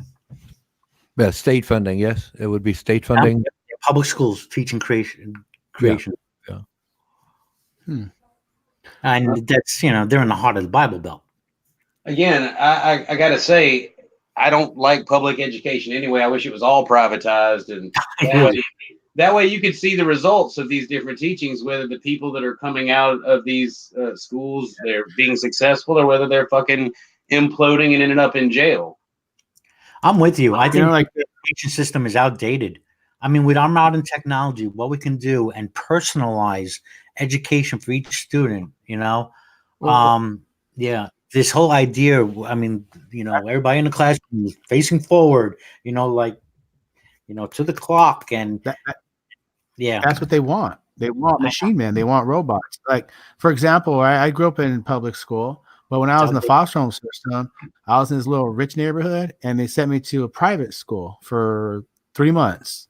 And when I was going to public school at the time, right, it was nothing but dumb shit, dumb math, dumb jokes. You're learning stupid shit about Paul Revere and stuff like that, right? When I went to this private school, these motherfuckers were in there talking about future candidate Clinton when it was still Bush Sr.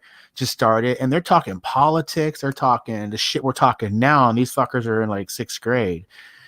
So they really prep these guys for the real world and how it works. So when they get out there, they're going to have so much more idea of what they can do to get what they want, because it's their game and they're rich and they go to private school. A bunch of rich little schools have been for the longest time is about, all right, you learn a bunch of facts, all right, and you regurgitate those facts, put them on a paper, and this is your score, and then you can go on to the next grade.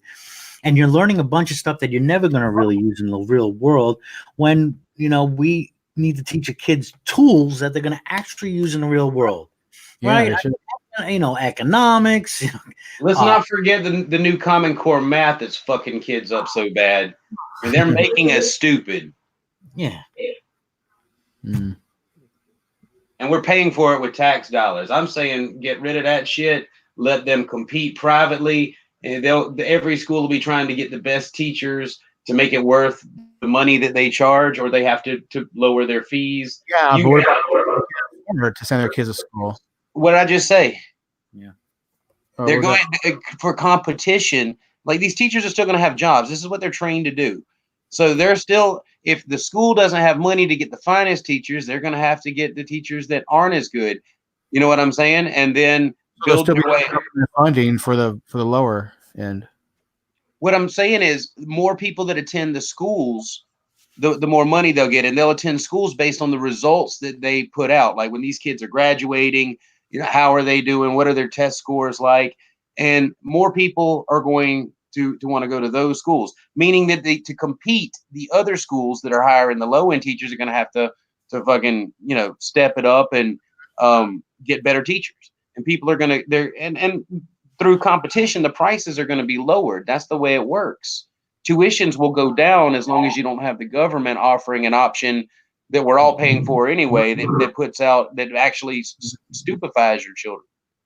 Then the economy has to improve more so that everybody will have a chance to send their children to a school, which you have to pay for. There will still be right now some people that can't afford it. Schools are being paid through for taxes. now. Yeah, they're taxing the fuck out of everybody, but we're not getting money. Privatize. You see, you want to privatize all the schools, which means the people that send their kids to the school has to pay a dollar amount, right? Right. So is the government going to give those parents the money they were giving the schools before to send their kids to a school? Well, in a way, they're not going to be taking it out of your taxes. Yeah, and that's why it won't happen, because then the government doesn't get that money. Most of your property taxes goes towards schools. Listen up. So now you say if if a property owner didn't have to pay that tax, and then therefore, you doesn't have to charge as high as rents too, as well, to cover that property tax. Now you got more money in the pockets of those people to put towards, putting it towards a school of your choice. Another option, if you privatize, if you had companies, say, had their own high school, say, and you can have part of the expense offsetted by their labor after they come out of school. You agree to work for that company for a couple of years in exchange for the education that you're receiving. You could do it that way too. Well, I mean, to the company, that makes some sense. It depends on what company you're working for. Because when I work for a company, I work for NMCI, Navy Marine Strike Force Intranet. So they offer classes on anything you want to do. I have certificates up and down the wall. We're in competition with each other. Depends on what they're available and what you do at that job, what they can teach you, what you get higher up. But when it comes to the other part, if we're going to privatize the schools, last year I think I paid $198 towards taxes for schools alone. But if it's going to cost me $150 a month to send a kid to school, it doesn't balance out. That doesn't make sense. It would have to only be for the whole year. Let's say $200. I don't think you're going to find a private school for that. So, there ought to be other options too to be able to homeschool your kids. I mean, you've got school through computers now. I just think that you ought to have an option to the curriculum that it shouldn't have to go through the what? I was going to say, if you don't teach your children everything you can when they ask or what they're doing and talk to them more about it to educate your children, if they go to school or not, if you don't homeschool your kid in any kind of way, you're a bad parent. Right. I'm just talking about them not having to go to, like he was saying, where you got to sit down and the bell tells you when to get up and, you march in a line or whatever. If you want to, you got a stay at home mom or maybe a dad that's been injured or whatever, and can work, and he can stay there and actually have the software to what I'm saying, to homeschool his kid and whatever. Like if you want to, make it, some guidelines, they have to have math or they have to be able to pass some sort of test at the end of it that's standardized. But the rest, as far as the curriculum, whether it has to do with creation, whether it has to do with evolution, whether it has to do with Common Core, whatever the parent says, this is what I want my kid to learn, that should be available too, without the government saying, no, you can't do that. You can't. You're violating this and that. Yeah. Right now, you have to do the public school curriculum over the internet for it to matter, for it to count. It doesn't matter. It depends on what you want your kid to be. You want your kid to be like you, you're going to send them to what you're used to. Yeah, but but you get to choose to teach them how to think or not. It's not up to anyone else to tell you what you can and can't teach your kid. Right. I mean, we can agree on that, right? Yeah. So yeah, it might create more Christians or Muslims or atheists or communists or whatever. But hopefully it'll create an environment where kids will learn how to think for themselves and debate for themselves rather than just parroting back ideas that they were force fed for 12 years of government education. I think kids are too stupid to do that until they reach a certain age. Bicker anyway. I think we're all too stupid to do that until we reach a certain age. But the proper education and learning the trivium or learning how to process information and think for yourself, you can start teaching that at really early ages, but you can't do it if they're in public school classes where, you know, they're getting this watered down nonsense and a lot of weird political correct ideas and shit that they shouldn't have. And I don't want drag queens reading gay stories to my kids, you know, twice a month. What if she had really good tits? Huh? What if she had really nice tits? Irrelevant. I mean, I take a picture for spanking later. Okay. You don't mind it. Closet spanking or whatever it is that you do. You're spanking to a tranny. I mean, you can probably hire them to come give you a lesson if you want, but I don't think my kids need all that. I think that's a bit of an indoctrinational thing. Yeah, I think if a tranny wants to teach somebody something, it should be like on how to put makeup or how to have your fake boobs look good. Stuff they already know.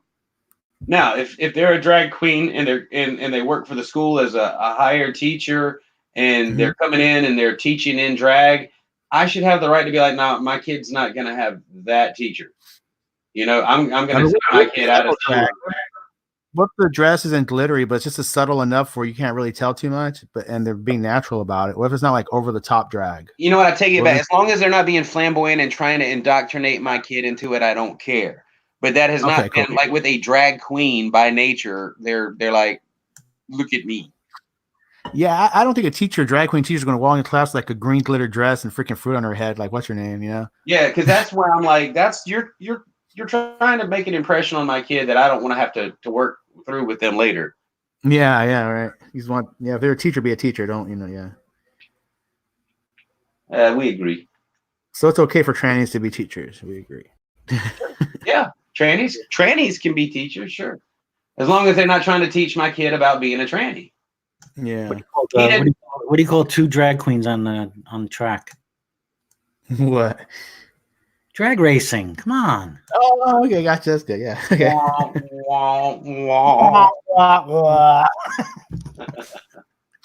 No. Ice cream popsicle stick jokes. Those are the worst ones, especially when you don't get them. Dan touched upon the thing in the chat, and I wholeheartedly agree.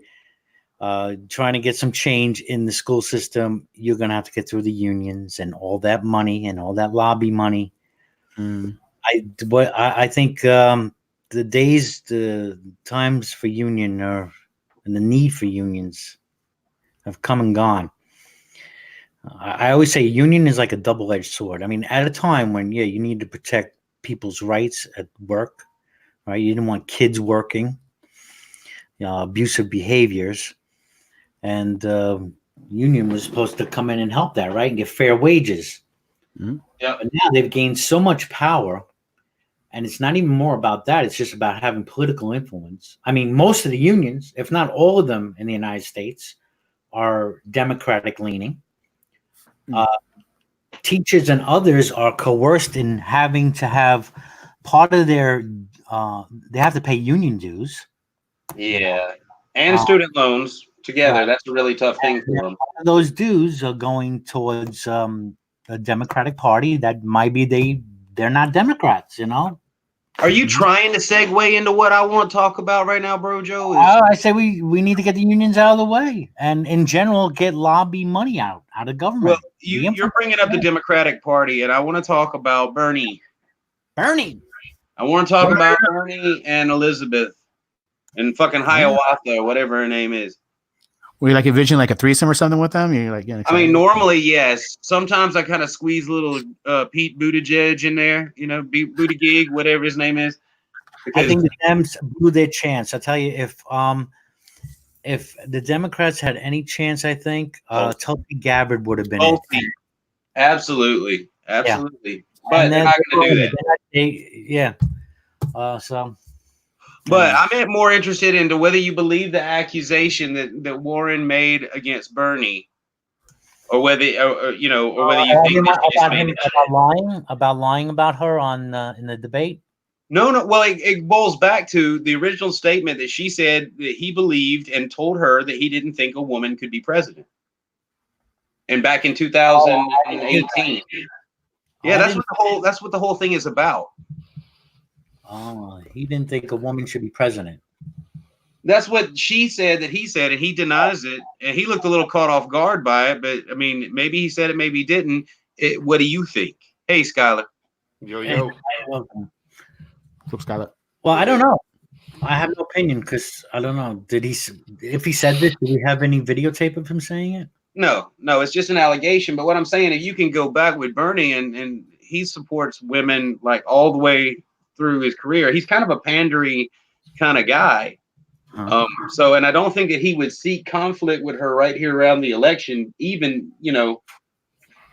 but I don't think it's in his nature to back down. So he may have actually said it and don't want to talk about it. I just don't see it in his history or his rhetoric that he would ever say anything that, I mean, he's already come out and said, I'm a socialist or whatever. He's not afraid to take some, ideas that are not commonly held. But as far as opposing feminism and the SJW culture and all that, I don't think that's his base. He's got to keep that. I don't think he'd ever say that even in talks with Warren. Mm-hmm. That's me personally. Y'all might be like, oh, you're being snowed. He totally would say something like that. I think it was a shitty tactic by Warren that didn't work out for very well, to be honest with you. I think that didn't help her. I think she wasn't going to win anyways. I think people want her to win in the Democratic Party, but I think she's a loser, to be frank with you. I think she's not the person to put up against Donald Trump. And what makes her a loser? I just don't think people are going to vote for her. I don't think she's got it's not necessarily policies. I think her policies are very similar to Bernie and a lot of the Democratic candidates. But I don't think she's just got the factor to win, the it factor. I don't know what that is.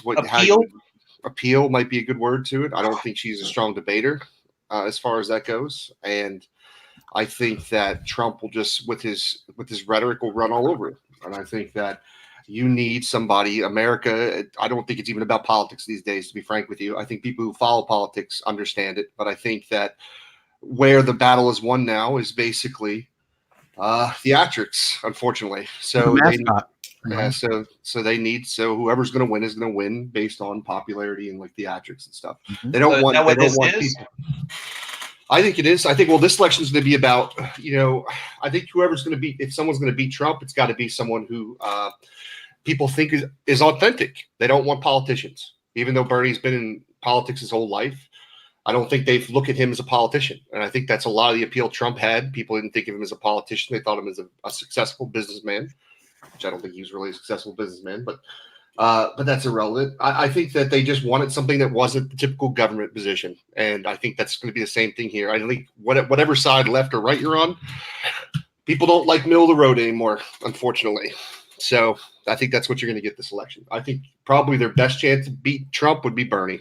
Maybe Biden. Who knows? It's hard to tell. I can't tell with this election what's going to happen. I still say it's Tulsi Gabbard, man. Like, hands down. Tulsi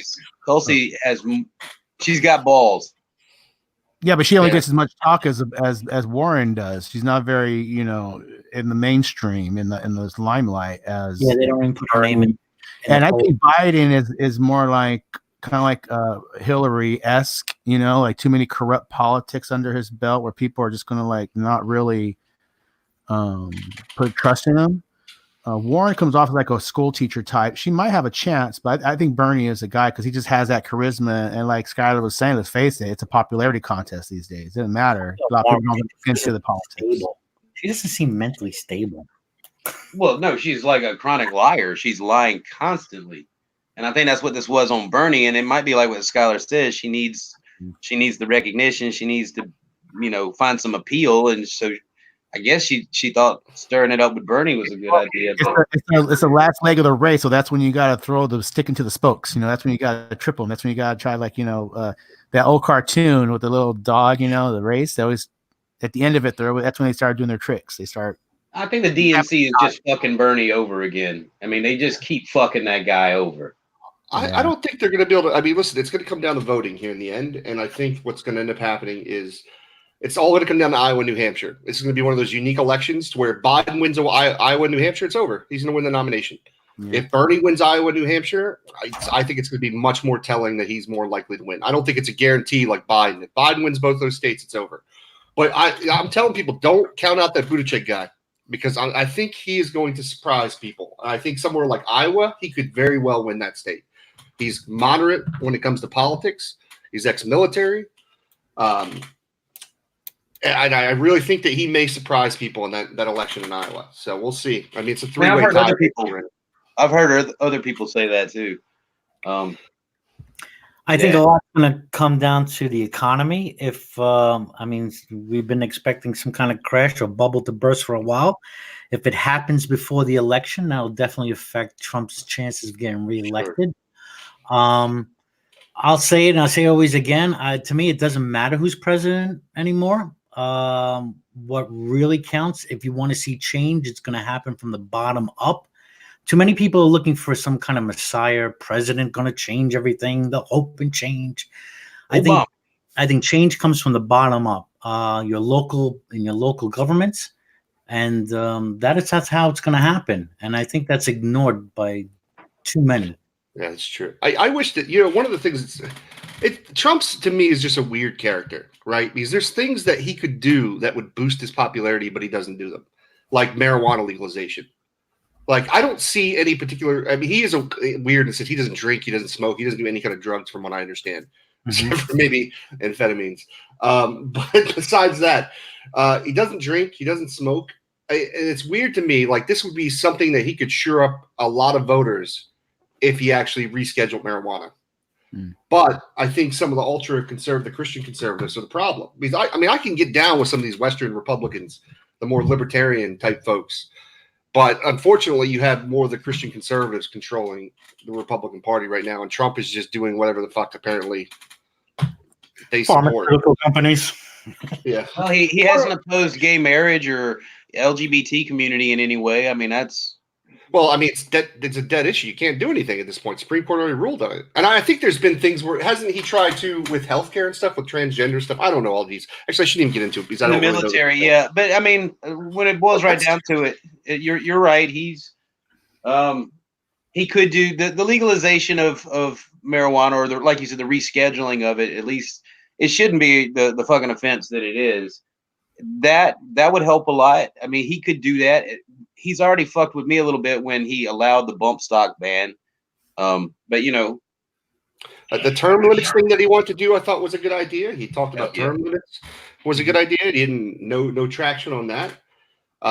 Who's he going to get to vote on that? I mean, that's true too. But I mean, my biggest issue is I think that the tariffs, like, I get there needs to be something done with the Chinese and the trade war. Like, something need to be done. They were kind of abusing the system, but it fucked a lot of the solar industry over what they did with putting all these tariffs on there, because people don't realize is that, like, so China manufactures all the solar panels. That's what their major, one of their major industries is the solar power industry, the solar panels. Okay. Now, but what we do well in this country is we sell all the accessories that go with solar technology. So all the different parts that you have to have that go along with the solar panels, we make a lot of money off of. So when we put the tariffs on the solar stuff over there, like, we killed that industry over here. And also, of course, the farming shit that we got completely with the soybeans and stuff, where basically because of tariffs, we now had to use government funds to bail out the farmers that we caused, that Trump actually caused through his policy. And there's no difference in Trump spending than any Democrat or Republican. I'm sorry. And now you have China and other countries to get there. So Yeah, absolutely. And then all those relationships that they built, it took years for those farmers to build relationships with China and things like that. And don't get me wrong, we need to take a little step. We need to decide as a country what we're doing with China. Like, I think obviously we got to work together in prosperity, but we've got to be careful too. They don't control our culture by we're in the correction. we're in the correction mode right now. We're trying to correct some shit. It'll come back to balance soon, but right now they just need to realize that we do have a say in it. We have some leverage. Yes. But I don't. Go ahead. No, I was just saying. My biggest issue. I said I would have like if you put up someone like for a Republican like General Mathis. Shit, I would probably vote for Mitt Romney at this point. Like there are a lot of conservatives that I would be willing to vote for, Republican wise. It's just this new type of like ultra like Christian conservatives. I just can't support. Like it's just I don't know. I don't see it as good policy. I think we need to have better foreign policy. I mean, all these presidents have been pretty bad. Trump's been pretty good with keeping us out of wars. To be fair, I think he's done a decent job. This whole like game, the war game shit's got to stop between the U.S. and all these countries. I'm fucking sick of all this. But I think he might have got the message. But he also doesn't listen to his fucking military leaders either, Trump, which causes problems. That's why problems in the military too, man, that have to be sorted out. They've had a lot of free reign over a lot of shit that they shouldn't have had for a while. Sure, but I'll tell you, like someone like General Mathis is someone I trust. Right, that was a smart guy. Like probably, arguably, one of the smartest guys in the military. Was a philosophy, like studied a lot of philosophy. Very honorable human being as far as that goes. And the reason he resigned was over the Kurds issue. Like before Trump had threatened to pull those troops from the certain area that were protecting the Kurds. And he had told Trump, he was like, listen, if you pull those seats, I'm going to resign. And then basically it went on for another year. And then he pulled the troops. And then he basically ended up getting out of there, those positions. But Trump can't even keep his damn cabinet straight, man. Like we constantly have replacements and all these indictments and all stuff. He's just, I don't know. I can understand why people find him appealing and some of the policies. But this motherfucker is just as corrupt as any other president in U.S. history. True that. I mean, is it possible he had intentions of doing good, but now you have to be part of the boys club. They got like they showed you the aliens under the mountain, and now you have to be part of the program, or you're going to be shot like JFK. And now you're president. Now you can't do this. You shouldn't be doing that. Yeah, I don't know. I think the problem is he's just. I don't think he's as knowledgeable about world affairs as probably someone we need to have in the White House. Like, I think they need to be a little bit more knowledgeable about alliances and things that are going on. I'm not one of these people who are saying he's definitely in bed with Russia or anything like that. Mm-hmm. But certainly, like, I don't know why we're backing, like, it seems like we're backing away from Europe in so many ways. I don't get it. I don't get why we're siding. We tend to be siding with Putin. And we're basically giving Putin free reign all over the Middle East. And I'm not like I said, they need to do their thing in Russia too, but I don't know. It seems what about the government change in Russia they're going to do? They're going to start voting in a new, president. He's not going to rule again after a certain amount of years. And they're going to implement more of like a democratic term limits. It's almost like it's going both ways. Like they're simulating this. It's like we're going to meet in the middle, right? Like Let's see what happens. I don't know. Listen, it's a lot of talk right now. I don't know if it's actually going to happen. We'll see when Putin actually steps down. We'll have that conversation. Well, we'll have another term of Trump, and during that time, whatever's going on will be exposed because presidents tend to be different in their second term than they are in their first. I don't think he's going to win. I know people think he is. And I'll tell you this: you got to look at the electoral map because that's really what it's about, right? And listen, there are certain states I'm going to give to Trump. Florida, Ohio, probably going to win Florida and Ohio. Those used to be the nut states. Yeah, it's true. Well, my state here in Pennsylvania. Yes, but I don't think he's going to win Pennsylvania again. I don't think he's going to win Pennsylvania again. And I think that's where it's going to – yeah, I think you're right, Brother John. I think somewhere like Pennsylvania, Wisconsin, Michigan, the Rust Bucket states up there, that's where it's going to come down to. But I think you're going to see the people in the cities like Philadelphia, Pittsburgh. They're going to come out and vote this time. They're not going to sit it out like they did last time. I think that right now the DNC has lost a lot of his black support and Hispanic support. Trump is not going to win the black vote. You guys know he doesn't have to win the black vote. You guys know you want 4 more years of Trump. You know you want 4 more years. He's going to get a lot of Hispanic votes though. Because those Mexicans, they love to go against themselves just so they could feel more like they're going to get more money or power or something business wise.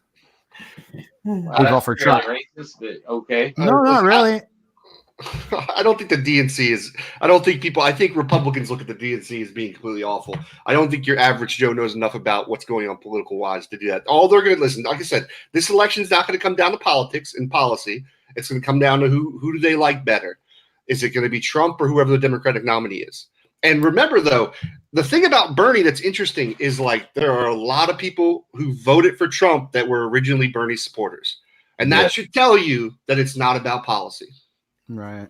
They just didn't want Clinton in there. They didn't exactly, and we're not going to have Clinton back up there. And I don't think Biden's going to be it either. Even though I think Biden, people like Biden, like a lot of old people and black people love Biden. Yeah. What the fuck? That's true, dude. If you look at this, like people, they know Biden, like they know Biden because of Obama. So he's got a lot of stuff. I used to be a huge fan of Biden. I'm not like a big fan of Biden anymore. I'm more. He says a lot of weird shit, bro. He's old, man. That dude's just old. It's the problem. Why isn't Obama backing him up? Something must be a little. Well, they can't. They don't want to. The problem is they don't want to. That's one of those things. Presidents usually stick it out. They stay out until there's a nominee because they don't want to seem like there's bias within the party, like to who the next person will be who gets the nomination. But don't get me wrong. Whoever that I guarantee once they get a nominee, you're going to see. You'll see Obama on the trail. Hardcore for what's going on. I don't know. Your state's interesting. I don't think I said, but even look at last election. All they had to do, the Democrats, was win like Michigan, and they still would have won the election, even with losing all those other states.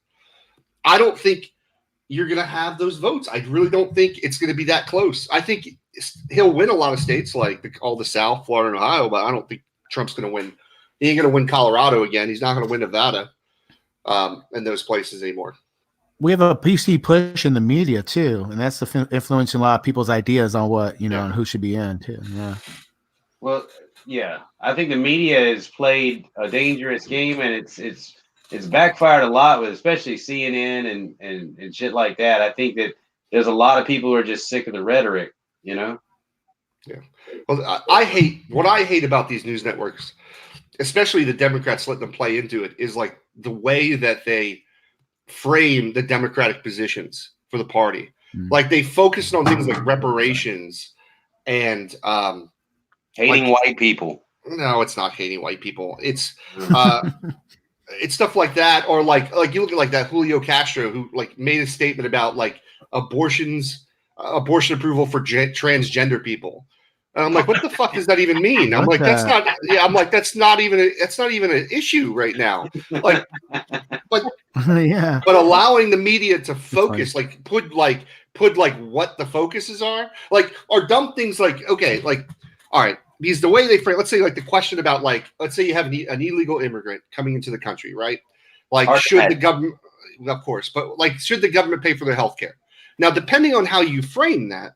Right now, they had all the Democrats raise their hand. They're all like, yes, right.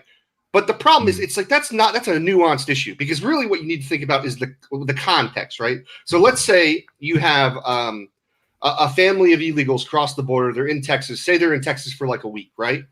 And then one of the children get hit by a car, right? Like, are we going to deny medical coverage to that child at the hospital? We're not going to try to save that child's life. No, we would. It's the Hippocratic Oath. Exactly, right? But that's how they should be framing it, because that's when they say should the government, because that's what's going to pay. The government's going to end up paying for it. It's not like it's going to, and then we'll pay through our taxes, right? But that's what they mean. They're not saying, hey, we should give healthcare plans out to illegal immigrants. But maybe they're assuming that it's going to go more than that, because a lot of people already know that if something tragic happens, you got to go to the emergency room. You're going to get taken care of no matter what. So I think when they say something like that, maybe people are thinking beyond that, where it's going to cover everything for everybody. Exactly. And that's the problem, is they let the media spin it to where it's like, wait a minute, let's talk about what we're actually saying here. We're not saying, hey, let's give out give like universal health care to illegal immigrants when we don't even get to our own citizens.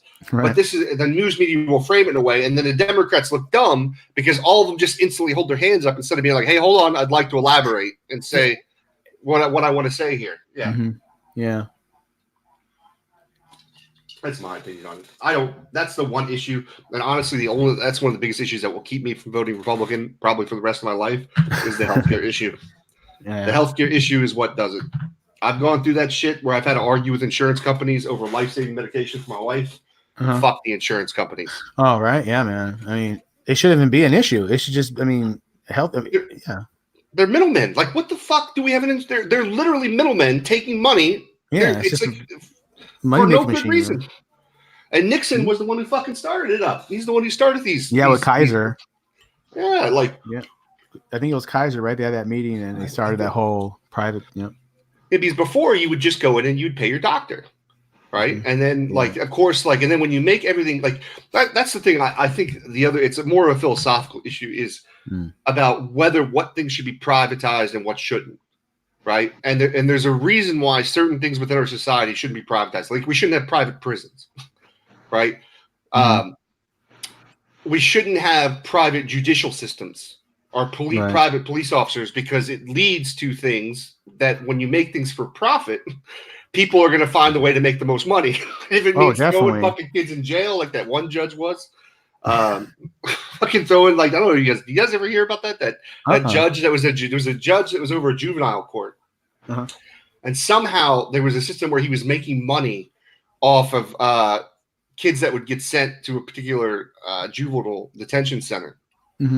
And it was because he got some type of money from it. So he was basically he was charging all these kids and putting them in juvenile detention centers because of it.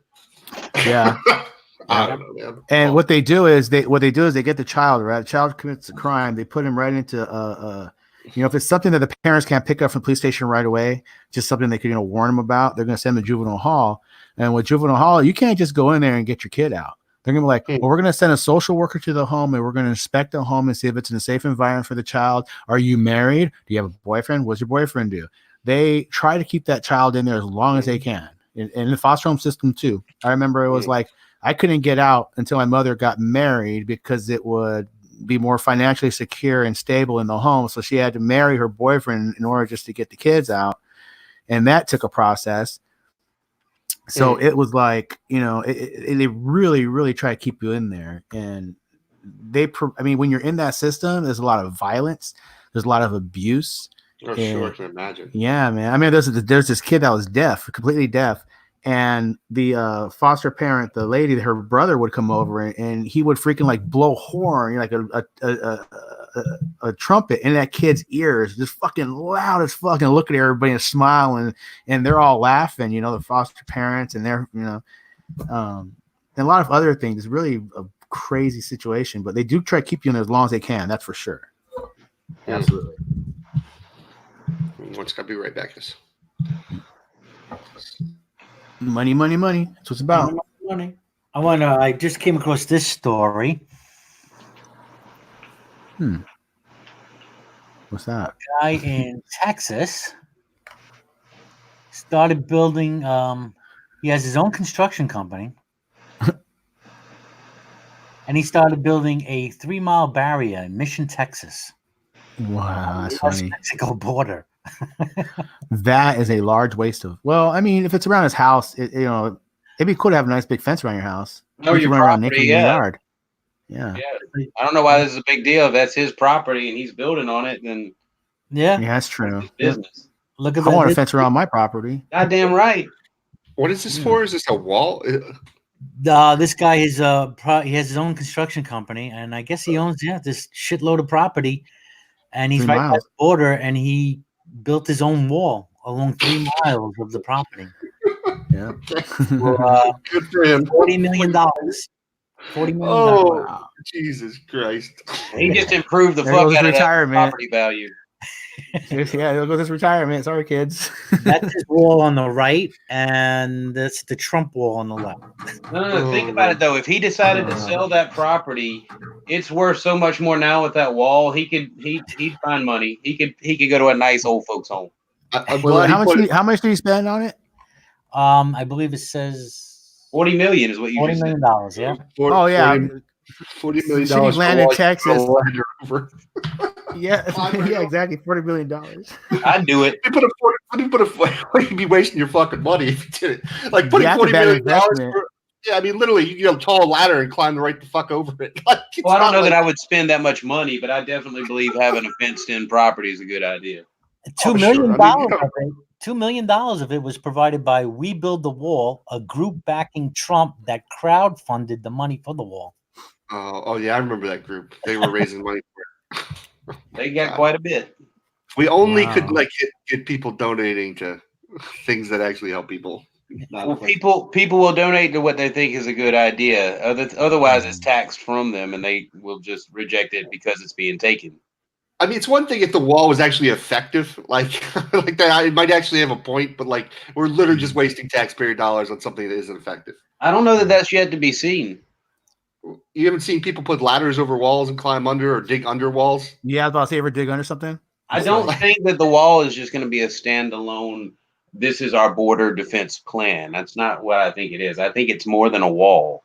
It's literally the equivalent of like the drug war, where the government spends a lot of money to stop drugs from coming into the country, but yet drugs keep coming into the country. Well, I think we'll see. We'll just have to see how that turns out. Whether they're storming the wall with big ladders.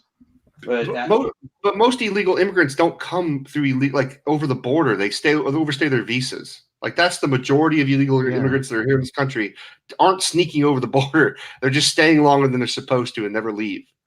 So we're spending all this tax dollars. This is, like I said, this is the same kind of ideology with the drug war. If you really want to stop illegal immigration, hit the businesses who hire them.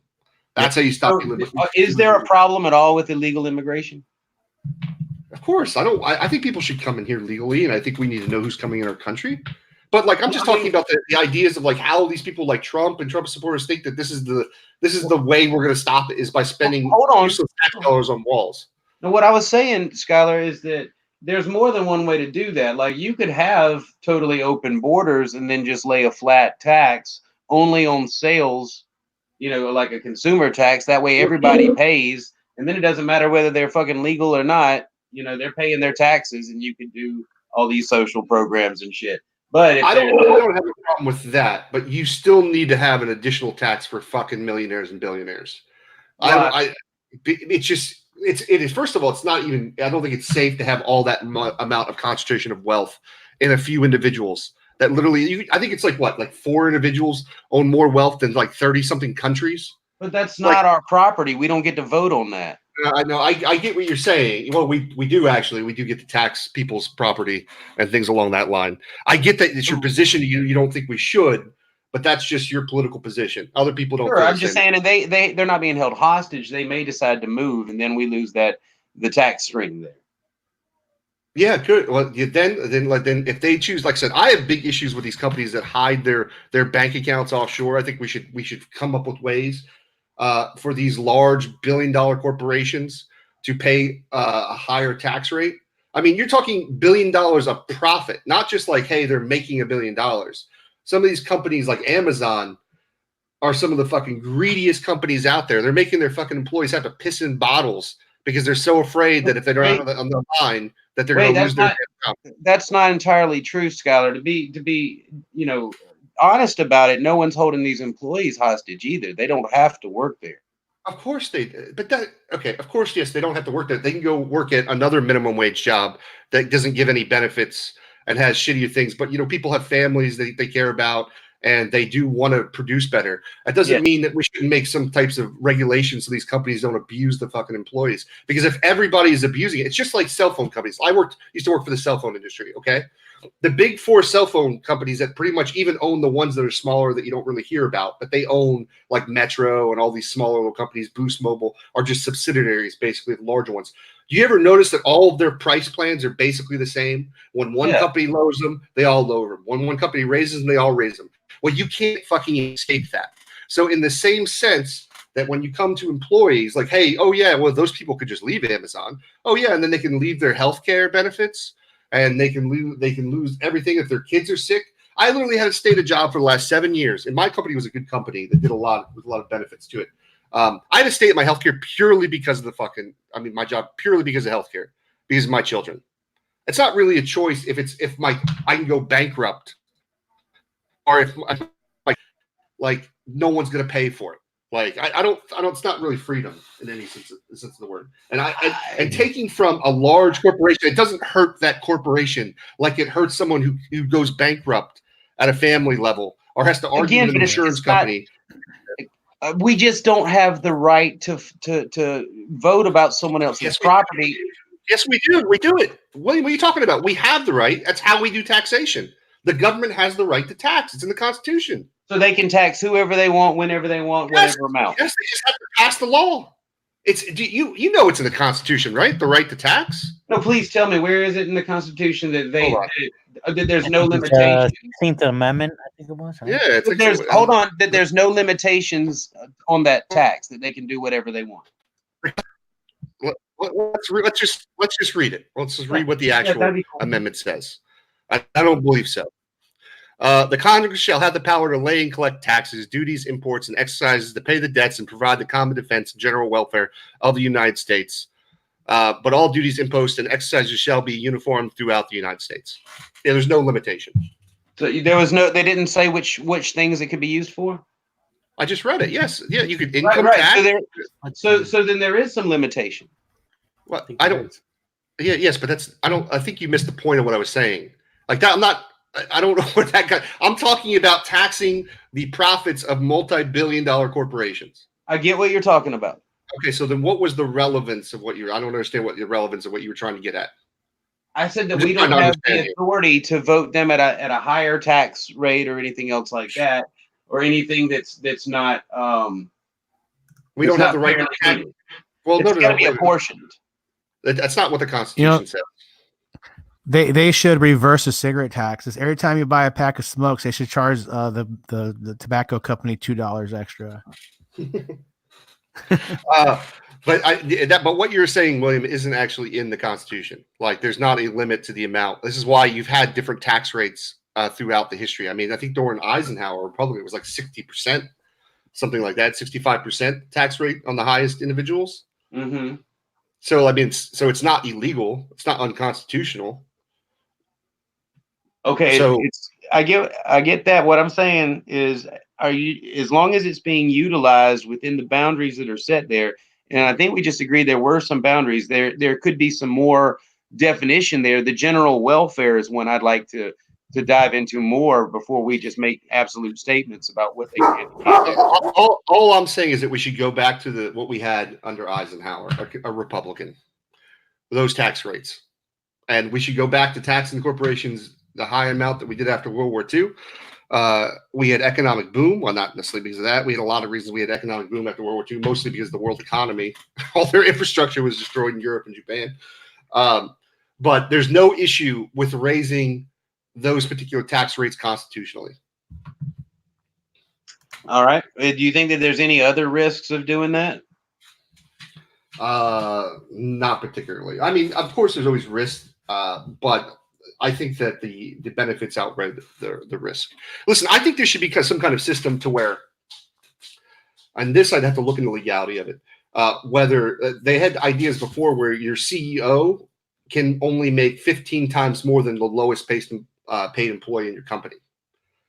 Now that would be interesting, or some types of regulations to where, like, you can create systems that still incentivize profit, but you base it along the lowest employee pay rate. Because once again, if you don't pay your employee, all we're doing is subsidizing it to the government.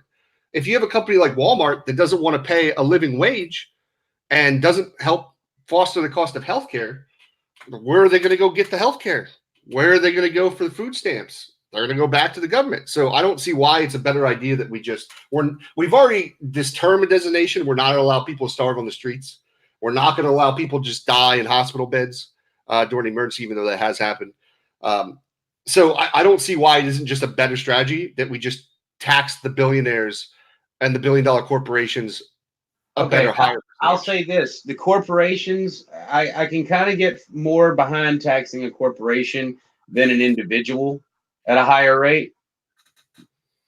I don't know why that seems more acceptable to me, but if it has to be one thing or another thing, the corporation, yeah, I could see taxing them and not going after the individuals and their privately owned property.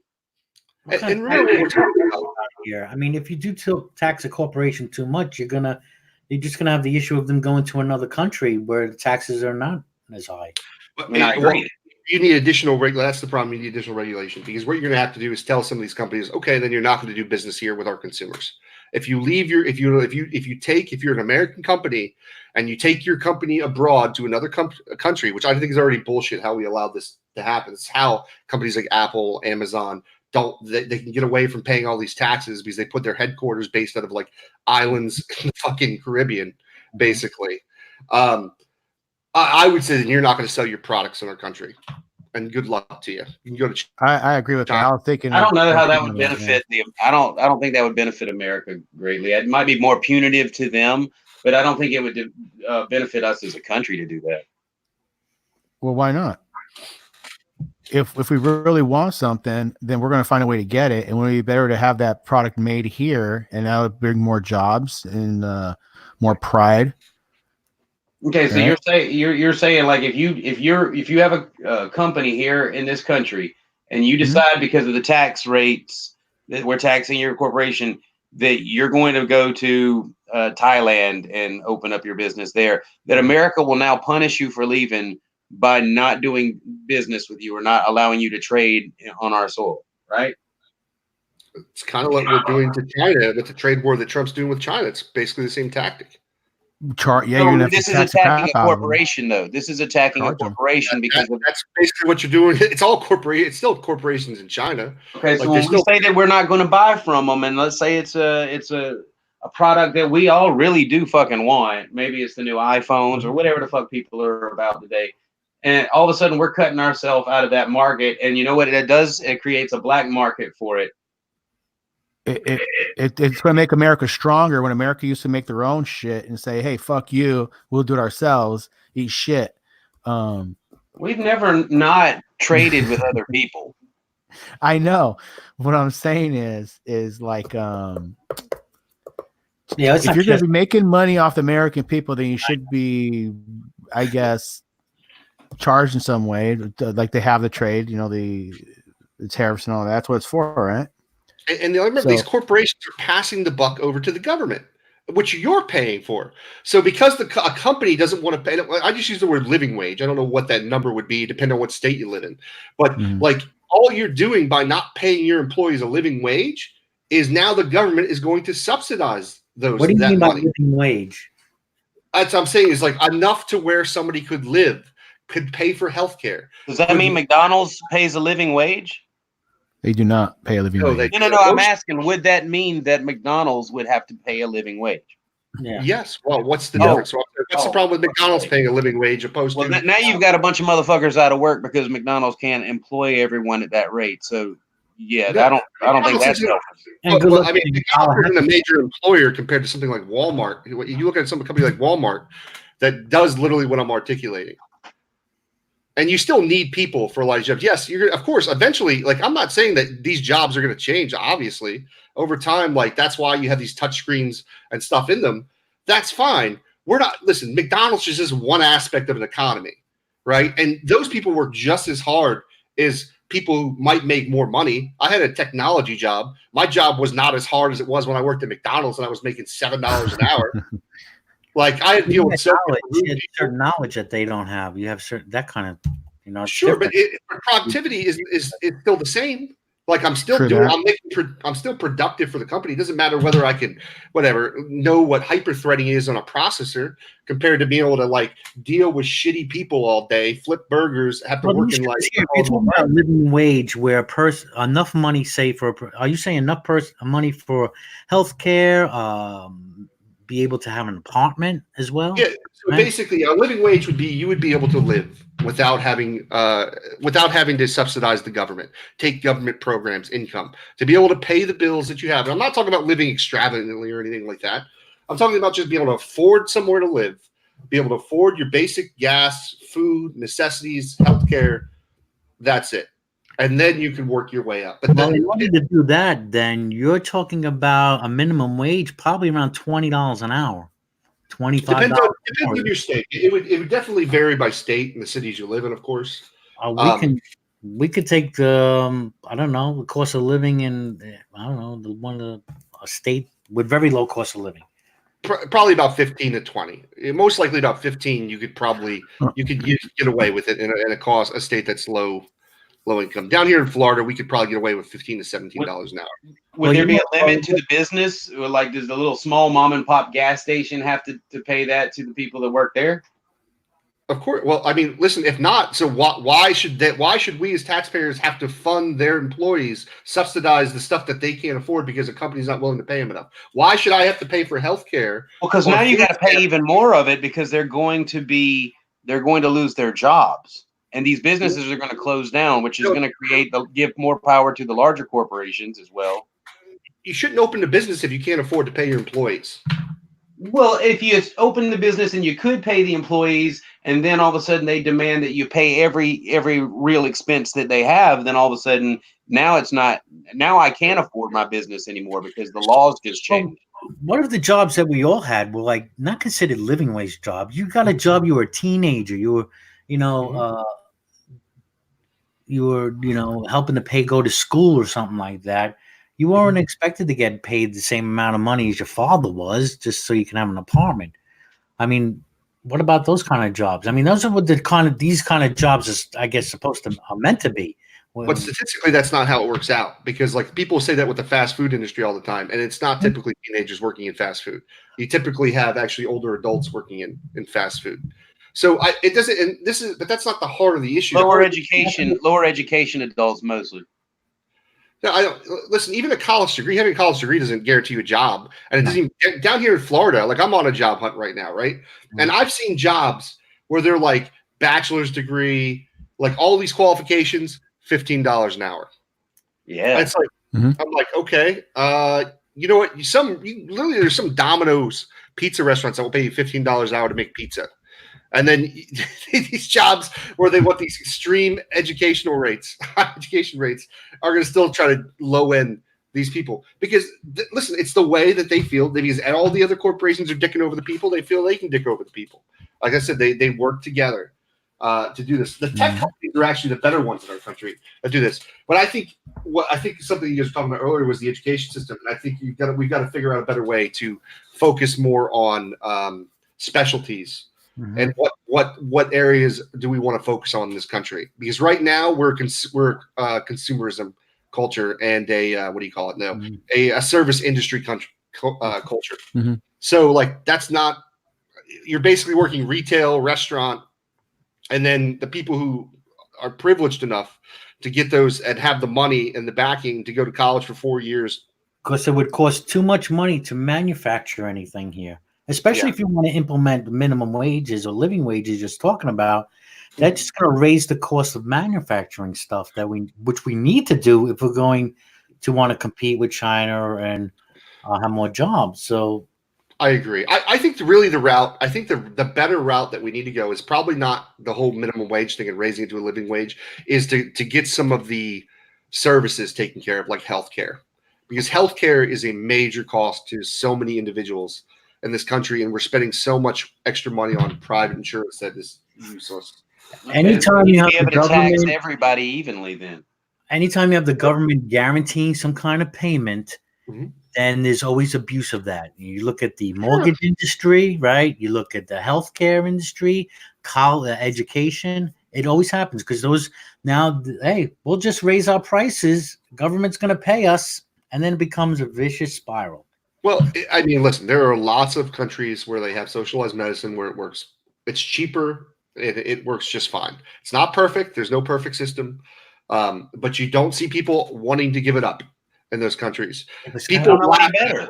Well, I mean, but they laugh at us when they look at us. They're like, you guys paid this much money. People in Canada are still coming to America. If they need they need to see a specialist, they could be on a list for months. I will take that over being the only country in the modernized world that goes the majority of people go bankrupt is because of medical bills.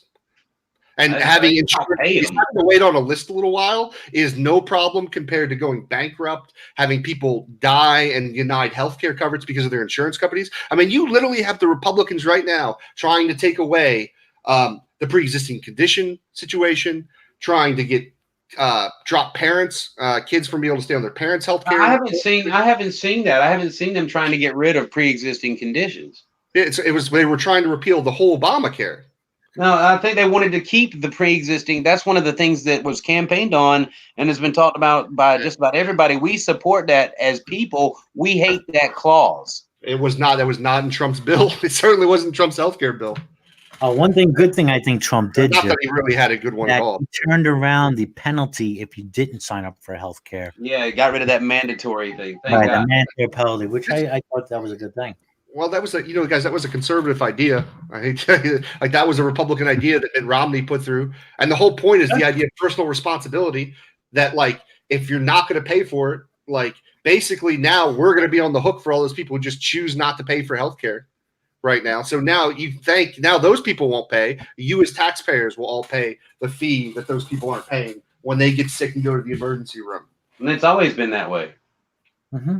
Yeah, well, obviously, but that's not the issue.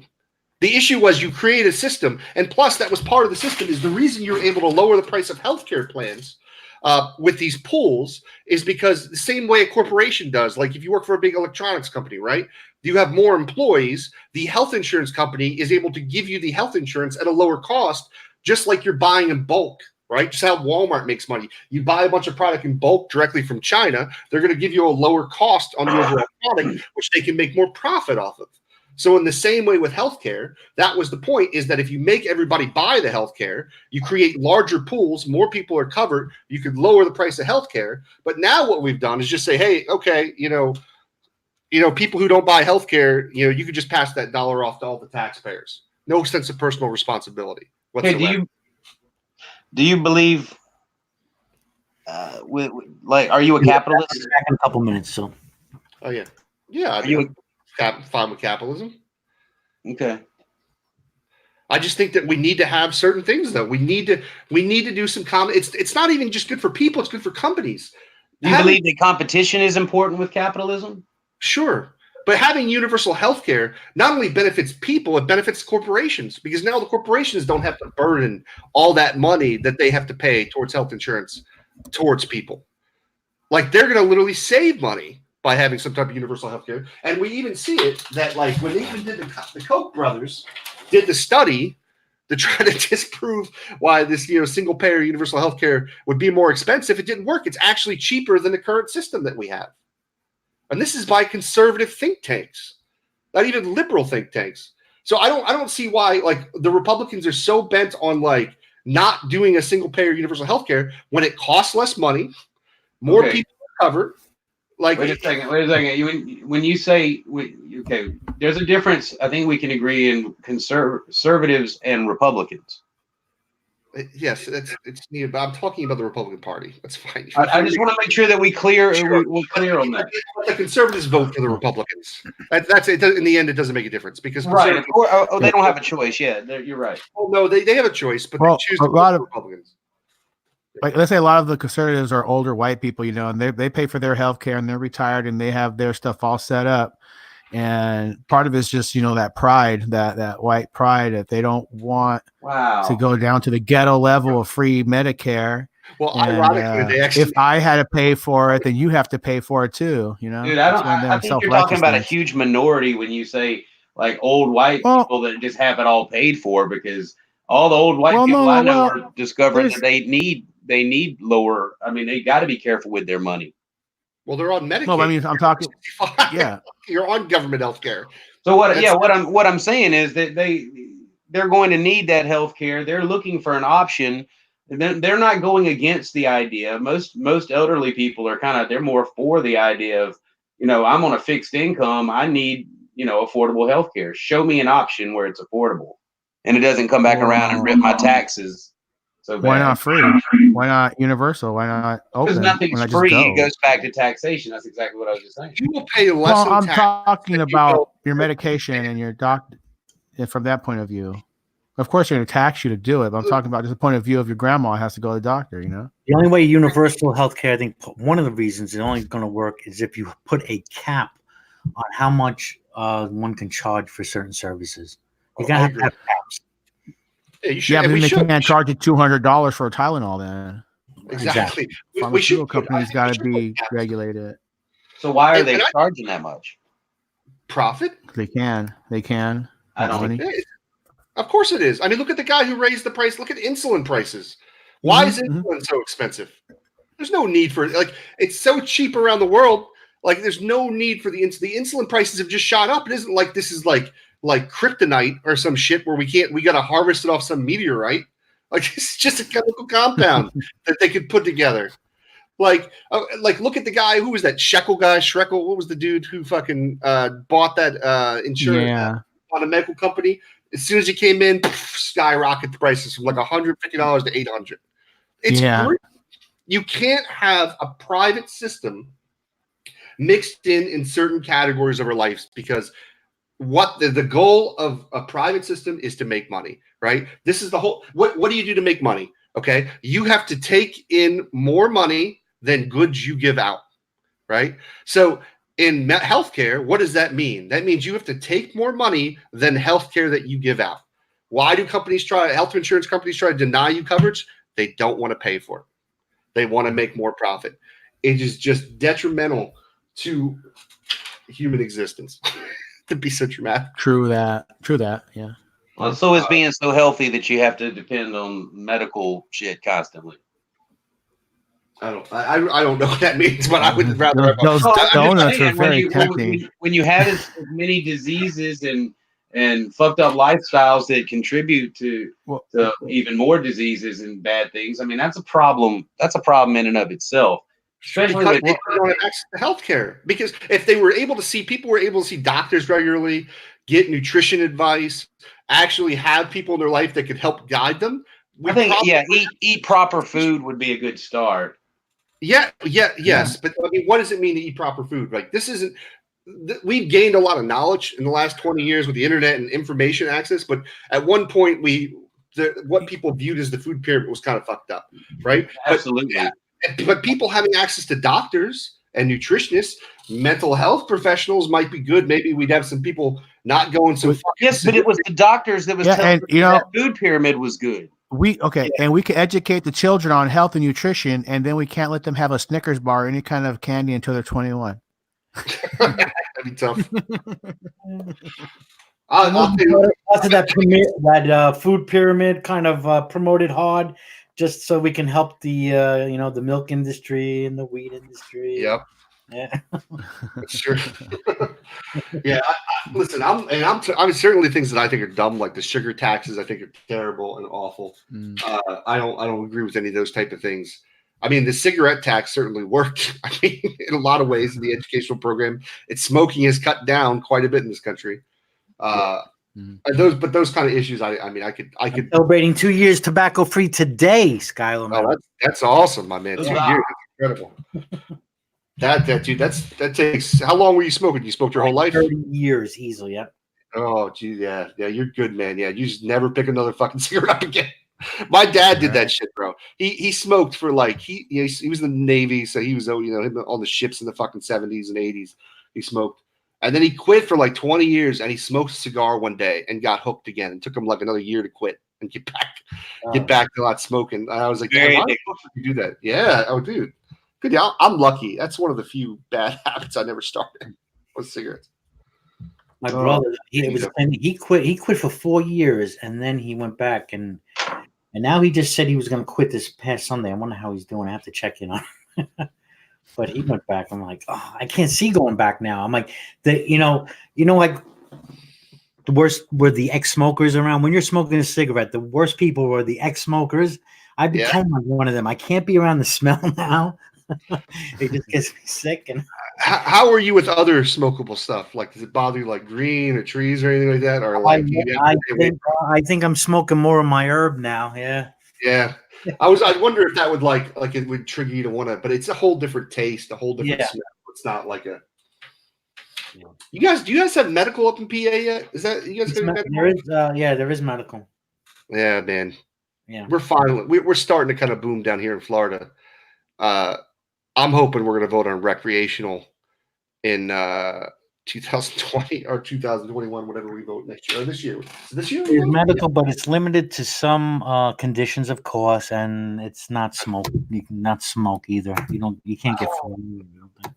They pulled the same shit that Rick Scott down here. So in Florida, we voted and had medical passed, right? And they did the same shit. There's certain medical conditions. It's not easy like some of the other states where you just I got a headache and you go in and get your fucking license. Here it's like PTSD, like back pain, like it's serious shit. You're gonna be dying. But Rick Scott and these fucking Republican assholes down here decided that they were going to people voted on it, but we didn't say what kind of stuff they can have. And, so they didn't let the companies have flour whatsoever. They only had to see the little vape pens. So luckily when Scott he didn't leave, he became our fucking senator. But when he became our senator, came in, it was actually been pretty fucking reasonable, to be honest with you, as a person down here. He was like, this is stupid. We're not going to, they were challenging it in the Supreme Court of Florida. They're like, you can't say that you can't smoke. Like, people voted on this. They should be able to have whatever form of the THC they want.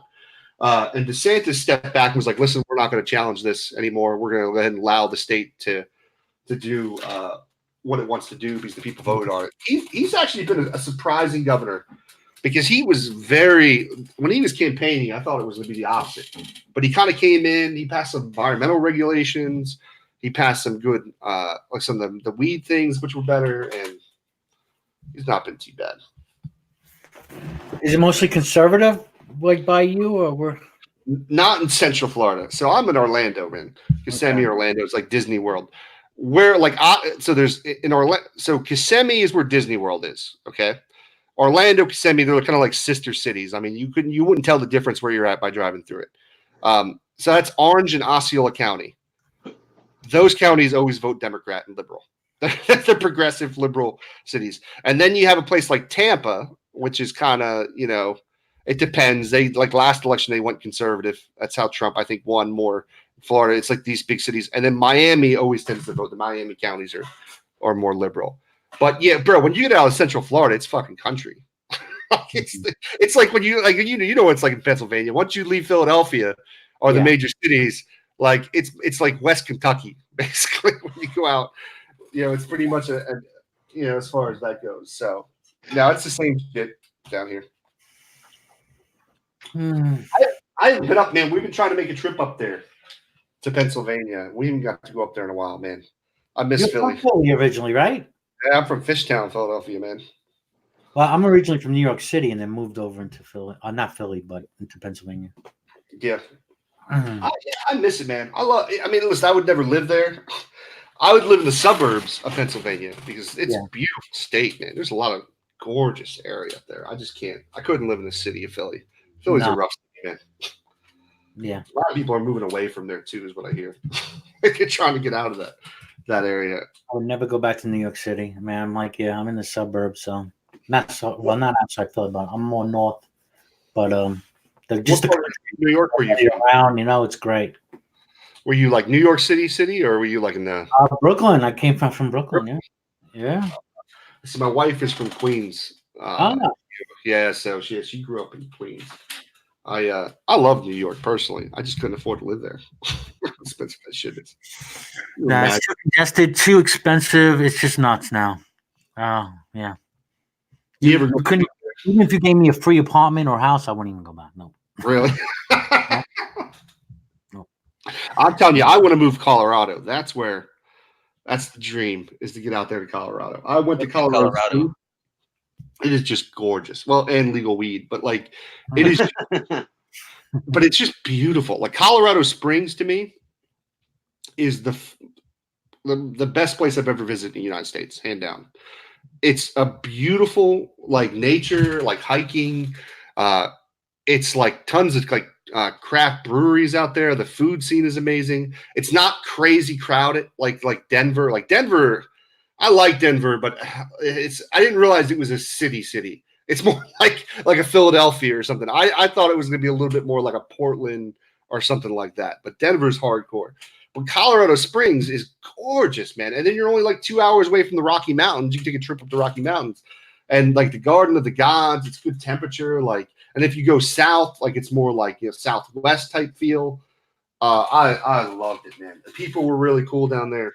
I'm just hoping I'll get retired down there one day.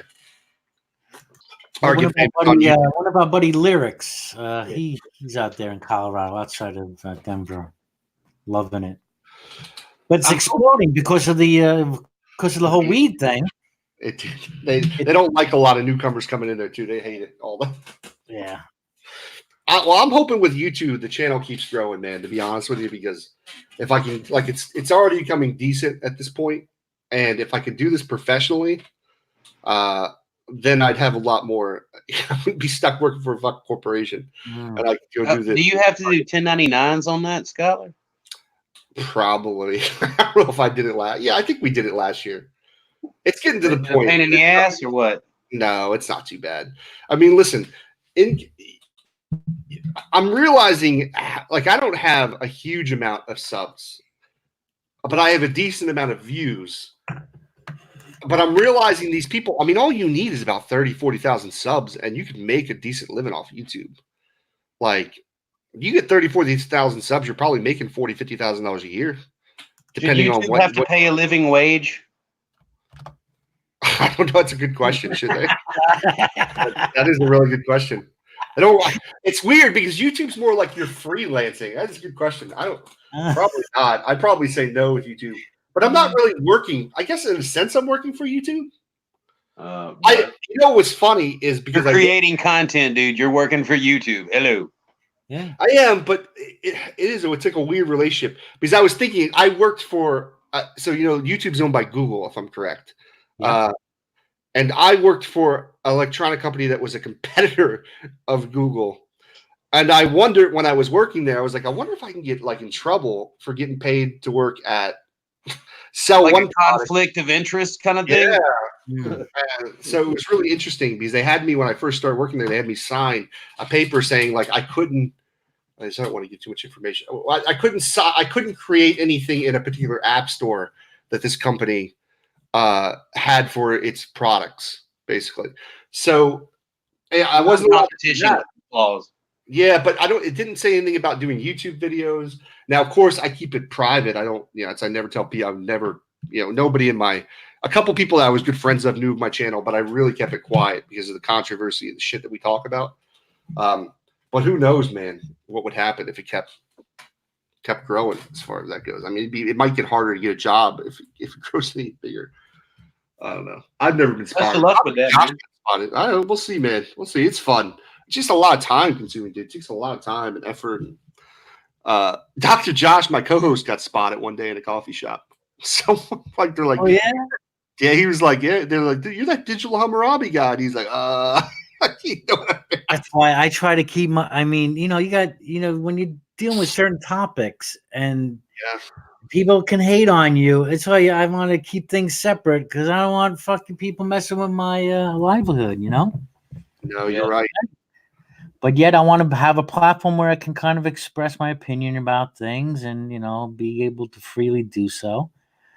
Well, it'd be nice if you could do that without fear that, someone's going to take offense and attack you. But we live in a very sensitive society. Yeah, that's something I get on liberals about is that bullshit. Because I think that's something that hurts everybody. Like this idea of like, listen, I get like, don't consume. Like if you don't like something, don't watch it. Don't consume it. Right? Don't consume the product, whatever it is. Don't go shut down free speech on people. People want to cancel culture thing, right? Yeah, I hate it. It's something that really bothers me. That shit kind of happened to me. It was probably people that with the Matt Powell thing with my channel when YouTube shut me down. It was probably someone thinking that I was supporting what Matt Powell was saying, and they flagged my video for it. It wasn't like YouTube that flagged it. And they thought I was promoting hate speech. I would like a return to where you could like debate things, kind of like what we're doing now, ideas civilly without people taking offense to it and assuming the other person's a Nazi just because they don't agree with them. You know what I mean? It's hard, man. Right, Vic. Well, does that mean I have to take off my sleeve emblem? No, that's fine. That's just okay. It's not visual, right? It's a fashion statement. It can be taken ironically. Dave, have a good day. I'll see you tonight. I'm sorry. Yes. Love you, sweetie. Yeah. Oh, I thought you were talking to me. My bad. No, yeah, but this culture where we like, we ban people from Twitter for speech and stuff. I think that stuff should all just be out in the open, as violent as it is. I mean, maybe you draw the line when people are like telling people to commit violence against people. That might be a line I think that's pretty much how we've done the Constitution so far. Yeah, there's laws against that already. Exactly. Like when that kid went to El Paso and shot some Mexicans in the name of the president. God. Right? It's like no, just because you say you did it in the name of something doesn't mean that the person that you did it for has any idea or advised you to do anything like that. We talked about that before, Vic. Yeah, I know. We bring Manson into it too. You know, Manson served his whole life in prison just for saying some rich people should be killed because they have denied him a record deal, and his followers went out and did it. Well, a follower of Trump went out and did it, and even said, "Hey, I did it because Trump was." Yes, but Trump didn't tell anybody to do anything. Don't have to. Insinuated. Look, he just can't jail somebody for insinuation, meaning that Charles Manson had to directly give an order, which he did and admitted to it. Oh, direct order to kill? He said he had mind control over those people. He admitted it. He did, yeah. The same way Trump has mind control over retards. Okay. I just don't see. I don't blame. I get what you're saying with the Trump thing, but I just don't get the fascination with Trump. Like what people are like, so hardcore about him. I just don't get that. That's what I don't understand.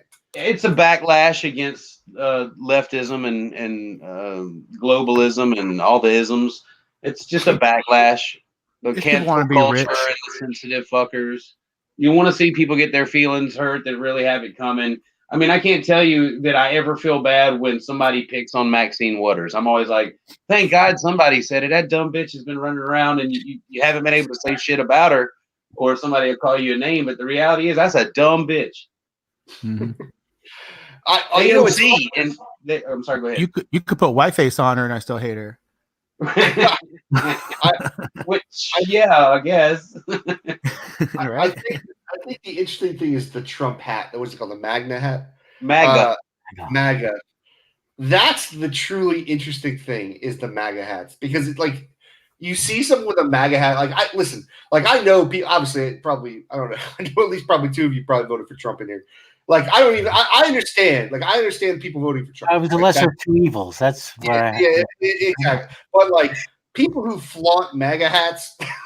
I didn't do that though, Scott. No, I didn't think you would. That's what I'm saying. But no Trump flag, no bumper sticker, nothing like that.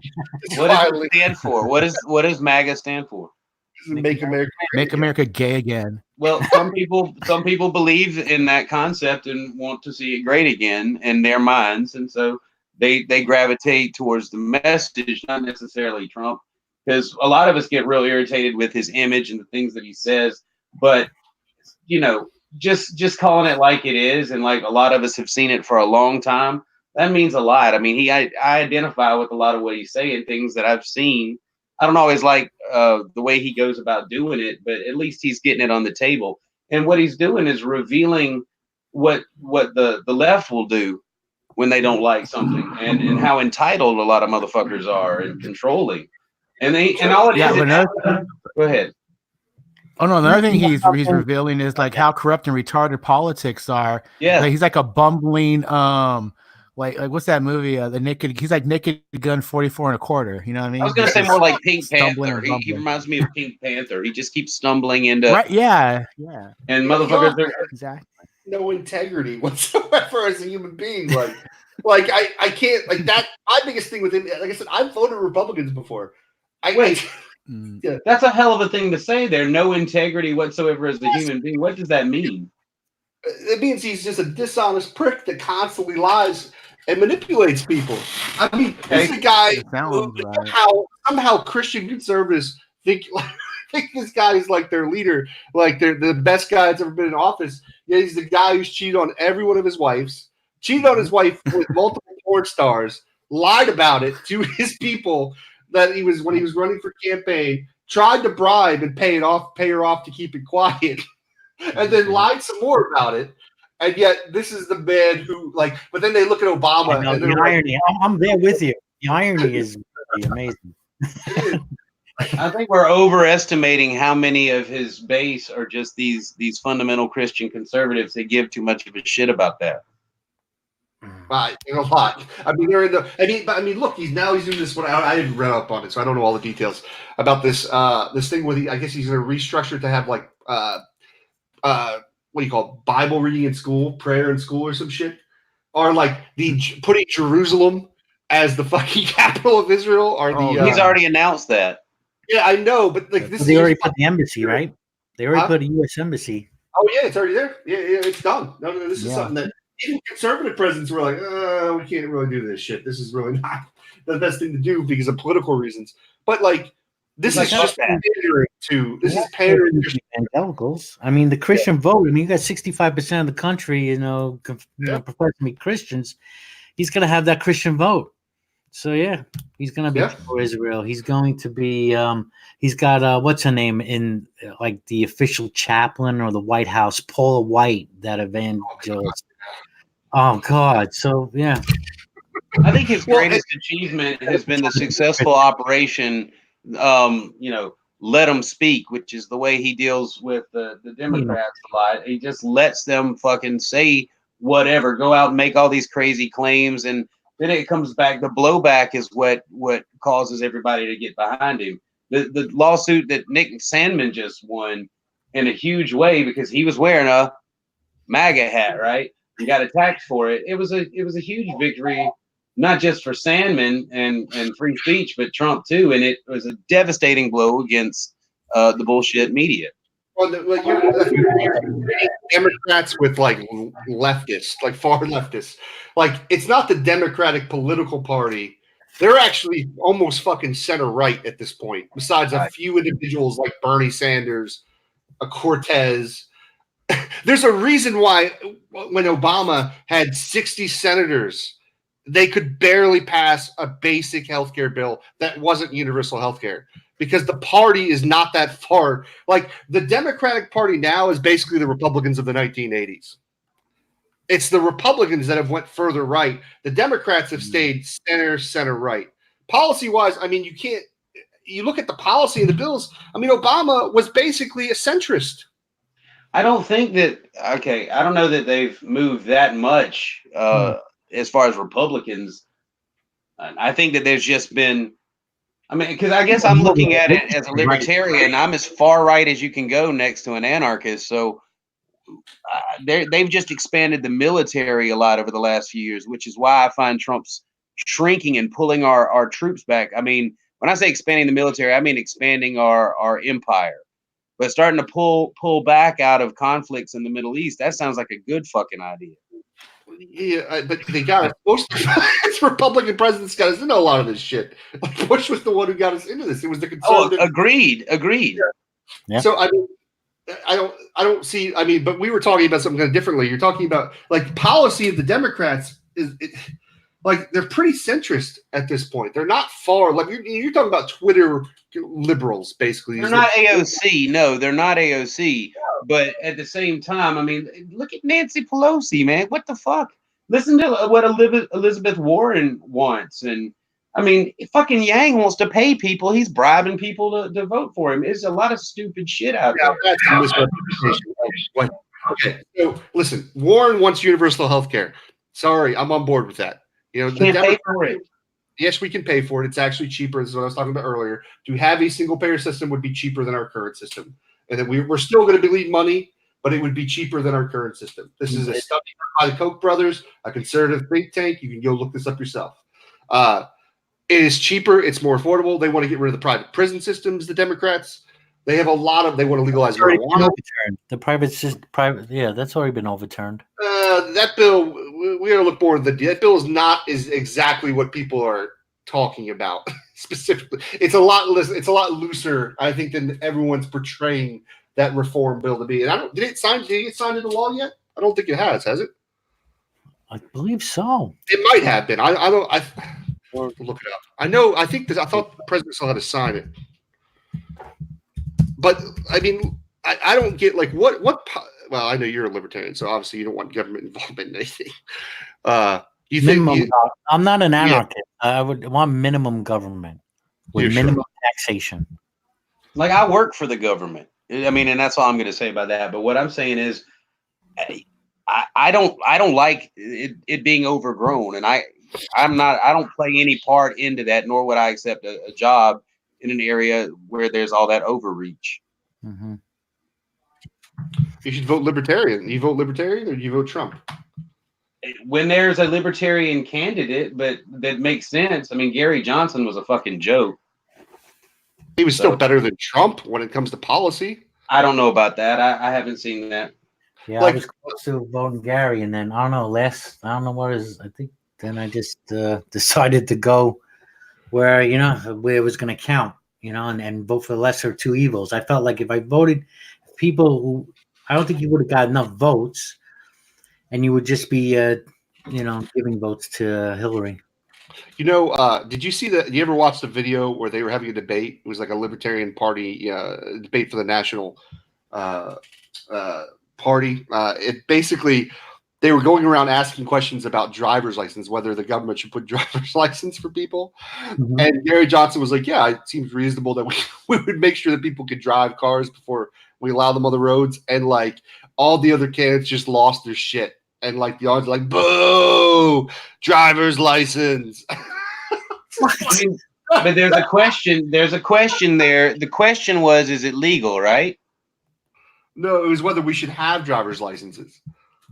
I thought the question that you just posed was whether it was legal or not. You're saying the question was whether we should have them at all? Yes, exactly. And the Libertarians were literally like booing him for saying, yeah, we should probably have driver's licenses. Well, you understand their side of the argument, don't you, John? I don't get it. Unless they were like, are they afraid? They just don't want the government involved in anything. This is it's that, but there's also I want people on the road who at least can show that they can drive a vehicle. Yes, so, Is that what you think that the driver's license does? Because I promise you, just about everybody that's getting pulled over and for reckless driving and speeding and all that has a driver's license. Well, so my dad used to work for the DMV for 20 years. He used to administer the test and everything like that. You certainly have to learn some basics before you get in the fucking car. Like, yeah, of course, people aren't going to necessarily have to follow the rules, but we should at least make sure someone can at least operate the vehicle to some level before we say, hey, personally, I'd like to get 16-year-olds off the fucking road. I'd like to make it 21 before you can drive a vehicle. I know that's kind of out there as a stand. It's my own personal opinion. I fucking hate that we have teenagers driving cars. I think it's so dangerous because they have no sense of fucking responsibility sometimes. There's a lot of adults out there with the same issue. Registrations that you have to repay every year.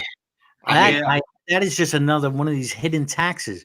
Hey, you buy a car, okay, you register it once, pay that fee once. No need to have to pay it every year. You own the car. I agree with you 100% on that. And in Pennsylvania, you have to do inspections, don't you? You have to actually have inspections, and depending on the county you're in, is whether you get emissions tested or not. Yeah, I totally support getting rid of registrations. That's bullshit. You should do it once, and that should be done with as far as it goes. Yeah, there's about 100, easily over 100 different taxes that we've added on in the last that we didn't have 100 years ago. Granted, some technologies we didn't have 100 years ago that are taxed on, but here's another thing about sales. When you go like on eBay, Pennsylvania is one of the states that now are collecting a sales tax from for online purchases. It's interesting. And the argument if you're the same when like you used to get catalogs back in the day in the mail. If you bought something from another state, there was no tax. Was you within? So the argument was that internet should be treated just like that. That there should be no tax, and it has been for the longest time. But now, states are looking to get something because it was. I wish we could just charge. I wish we could just charge it to the Amazon instead of the people. I mean, they'll just raise the prices to make up for the difference, but I prefer them to tax the corporation for every transaction. I know I live in fantasy land, but I have a 3-tier tax system. I propose a flat consumption tax. I say get rid of all taxes and just have a consumption tax. And you'll have like a flat tax, say 15, 17%. Then there'll be a lower tax bracket for those who don't make as under a certain amount of money. So it might be 9, 10%. So that would be 2 tiers. Then there'll be a luxury tax for certain items that cost over a certain amount. Then you would pay another tax. So this way, then that's just my thing. Then economy is big, and then you have more choice, freedom of choice to get certain items. You won't have to, be forced tax. I'd be down with something like that, some kind of flat tax. I definitely like it. I'd be willing to do that over what we're doing now for sure. All right, there you go, Bro Joe for president. Who was it? Wasn't it? What's his name back in the day? The pastor, Mike. His daughter was the press secretary for Trump. Huckabee. Huckabee didn't he have the idea for a flat tax when he was running back in 2008 or something? Forbes, he was running. He had he's up for a flat tax as well. If you're going to have borders as porous as ours, then you definitely want it so that everybody has to pay whenever they purchase stuff. Definitely. And have 0% corporation tax. It'd just be consumption tax. Think about how many companies you'll have in here. Maybe. As long as you could pay for it. Like, I'm all for it. Like, if you could pay for a couple of benefits there, some healthcare in there, I'm down. You sold me. If you could do a consumption tax, just cut. I'd love for us to cut our military spend. I'm all about let's fucking pull our troops home. And how would you lose money with the consumption tax, Skyler? It just may not generate enough revenue to where it can pay for everything. I'm not saying I don't know. We'd have to do studies on it and see what was going on. But it just may not be enough to generate enough revenue, because part of it is when you think about, well, if like Brother John, he had a good point. If you have like a luxury tax on certain items, that would make a difference. But if it was just on all goods, like the stuff that rich people fucking spend their money on is a little different than what we spend it on down here in the bottom here. But if you had luxury items like jets, expensive cars, right, we were taxed higher. Like a 25% luxury tax, or like even like a little tax on fucking stock market transactions, or something now, like that. Yeah, Brojo, would you keep property tax? No. For anything, not even land, nothing. No, because I love it. Because since I believe how being able to own property is just a basic right, and for you to keep that in your family, property taxes, if you don't pay the taxes, right, they come and take your land. Yeah. So, I vote for you, man. I'm on board. We're going through a battle up here in Pennsylvania. We have let's see, we're looking to eliminate the property tax. I know it's a fucking pie in the sky dream, but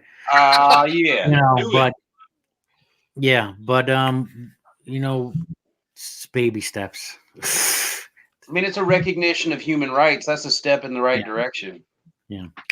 And they just keep going up and up. And like again, most of the property taxes are going to a school system that I don't know how well. We got more schools than we got kids to fill them where I'm at right now, and they're wanting to raise more money to put more teachers in these schools, and I'm like, what the fuck are y'all doing? The problem is the curriculum, and it doesn't matter how much money you throw at it.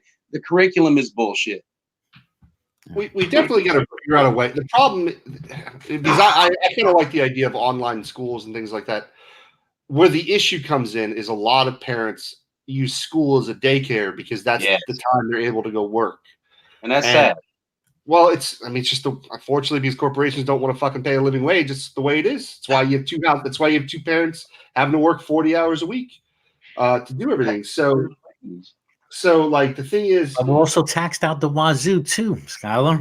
We're taxed. Yeah, I mean, but we're not getting what we from the taxes. But at the same time, like I said, what are we going to do? Like, I made our money system. Right? You were talking about how things operated decades ago, before they took us off the gold standard. We need to go more back to an honest money system. Doesn't that really comes down to? Does the root of all this problem, the money, right? Is the love of money the root of all evil? I think we can agree on that. So it comes down to the money. And I think our real problem is the Federal Reserve and the banks. And if we let's get back to honest. I think there's certain aspects. Well, it depends. Like, I think we're our industry. I think there are certain industries that we need to be like. It goes back to what's for profit, right? What do most Americans? What are they spending the most money on, right? When I'm spending at a good company where they apply good healthcare benefits and they're covering a lot of cost, I'm spending something like $500 to $700 a month on healthcare, right? And then if luckily we got our house on a good deal when the market crashed, so we bought it pretty cheap, so our mortgage is low. But if you're just some young kid or somebody in their 20s trying to get an apartment, trying to get a house, like it's through the roof the amount of rent that you're paying, like you pay $1,400, $1,500. But you have all these costs. Like there has to be we got to just figure out a better system because I don't know what we want parents to do because they're stuck working 2 jobs because they can't afford to live otherwise. The kids are in these schools because a lot of times it's just daycare for them. Sometimes they're shitty teachers. Sometimes they're not. I mean, I have my kids in a charter school, which I'm all for. They do great. My kids are in a STEM school. It seems to work really, really well. As far as that goes, they're getting good education, but I think there just needs to be a balance in profit. Like what we view in society is like how much is too much? Like when does it become detrimental to our society? Right? Because it's not just about like living, it's about the effects that we're giving to our children, like the environment growing up in. We'd all agree we don't want necessarily strangers teaching our kids a bunch of shit in school that we don't necessarily agree with, right? But if you can't afford to be able to stay home and teach your kids, like if I'm getting up every morning at 6:30 in the morning, I go drop my kids off at school by 7:30. I start work at 9:30. I get off at like 6:30. It takes me an hour to get home. I have an hour with my kids before bed, right? Whole day work. Now I've got to work, got to pay the bills, got to do all this stuff. When am I going to have that time to really kind of develop them? I've got to rely on the school system now. They also, I mean, just to be fair, they also have homeschool associations and lots of small ones, and they're normally local to you. And so what I'm saying is you could still, it's not daycare that way. They would be going to someone else's house with another group of kids, learning the curriculum that you've already reviewed. You know what it is, and they're there, and they have to meet certain standards within the homeschool, accreditation thing. So what I'm saying is there's still options where parents, they pool. You would pay that homeschool teacher, and it could be you. Parents would pay you to stay home and basically do the teaching that they're wanting taught and the curriculum that you're offering. And that's really how it works. It's like our education system with extra steps. Like it's not like this. It's the same thing we're arguing for. Is like we just tax a bunch of people, pay taxes to pay somebody to teach our kids. No. Because you're choosing the curriculum. Well, with charter schools, I'm choosing the kind of school I'm going to now. If we have charter access, I have my kids in a STEM school. I can choose it that way. Well, that's great. That works too. I'm just saying there's other offers in homeschooling, and it's not normally so expensive. It's not expensive like a private school or anything, because you've just got certain parents in a community paying someone that was going to do that anyway. They were going to stay home and homeschool their own kid. You know what I'm saying? Or we could just have the government cover the cost of healthcare, which is cheaper than our private system, and we could have corporations pay higher taxes, so that way 2 parents don't necessarily have to work 40 hours a week. And it works out. Like instead of us having to do these backwards ass systems, we're like, well, we'll do a home, which we don't really even have that much down here in Florida. This homeschool system you're talking about, but I don't see why. Like we have companies with the wealth. We have all these rich ass billionaires that are just stockpiling the money. The politics of envy, it seems. Well, I mean, listen, it's not about. It's just about to some degree doing the right thing. right? Like if I was a millionaire or a billionaire, I'd be fucking donating to charity all the time, trying to support. You could donate to charity now, even in small ways, and wouldn't need the government to do it, because you could make sure that the services that you want them to have, that's what they're getting. The government doesn't need to be involved in a moral transaction. Well, yes, to some extent legally, because you can't force. You wouldn't need charities if we actually just had these corporations, these billion-dollar corporations, paying the taxes. You would need charities anymore. I just want to quickly welcome Simos. Hey, Simos. Hey. Simos. Hi, guys. Good to see Sorry, you. carry on the conversation. Yeah, I'm just saying that we could just it's weird. This is what I don't. And I'm not saying you, William, by any means. I'm just talking in general here. This is why I don't understand where people who don't have a lot of money, why they vote conservative, why they vote Republicans. And you're voting against your own economic interest. Like, they're the party who give tax cuts to the people that don't fucking need it. These companies are already making billions of dollars in profits, $1 million in profit. Amazon, Apple, Google, they don't need tax cuts. Right? These tax cuts aren't going to stimulate the economy and create more jobs. They already have the capital. They have more capital than any point in human history. We're about deregulation, really. I got two state representatives here. They're Republican. And the thing I back them up on is that they are for eliminating a property tax, which I think is a major big deal. What do I do? I mean, they're Republican. Maybe I don't know what all their issues that they're back for, but what do you do? Well, I think you got to think bigger picture, because, I mean, okay, well then, all right, let's say they get rid of the property tax. How are they going to fund those schools? What's their plan to fund the schools when they get rid of the property tax? Is to add one proposal is to add 1% to the sales tax. Okay, fair. Okay, good. Well, listen, that's fair enough. There are things that I agree with Republicans on, but when I think big picture, I can't just go with the things that I just kind of right? Like a property tax, I would be all for getting rid of property tax if we could replace it with a 1%, and it would still mathematically work, right? I think that'd actually probably be fair, to be honest with you, because then you don't have wealthier school neighborhoods getting more tax money than poor neighborhoods getting less money. Right, because the problem here is property taxes are just consistently going up and up. Yeah. And now you have people who are in their homes 20, 30 years, now they're on a fixed income. And now they can't afford these increasing property taxes. And this is where I go back to where now they can't leave their home or their property that they work so hard for to their kids, Yeah. This becomes the issue. What happened to Social Security? I mean, we still have it. I mean, if we're getting a living wage, if we're demanding a living wage for everybody that works, no matter what they do, then, I mean, there certainly has to be some boost to the people who are totally unable to work at all because they're elderly and on Social Security. We should give more Social Security. Yeah, and so there needs to be more money taxed out for them too. Well, and remember, where does that come from though?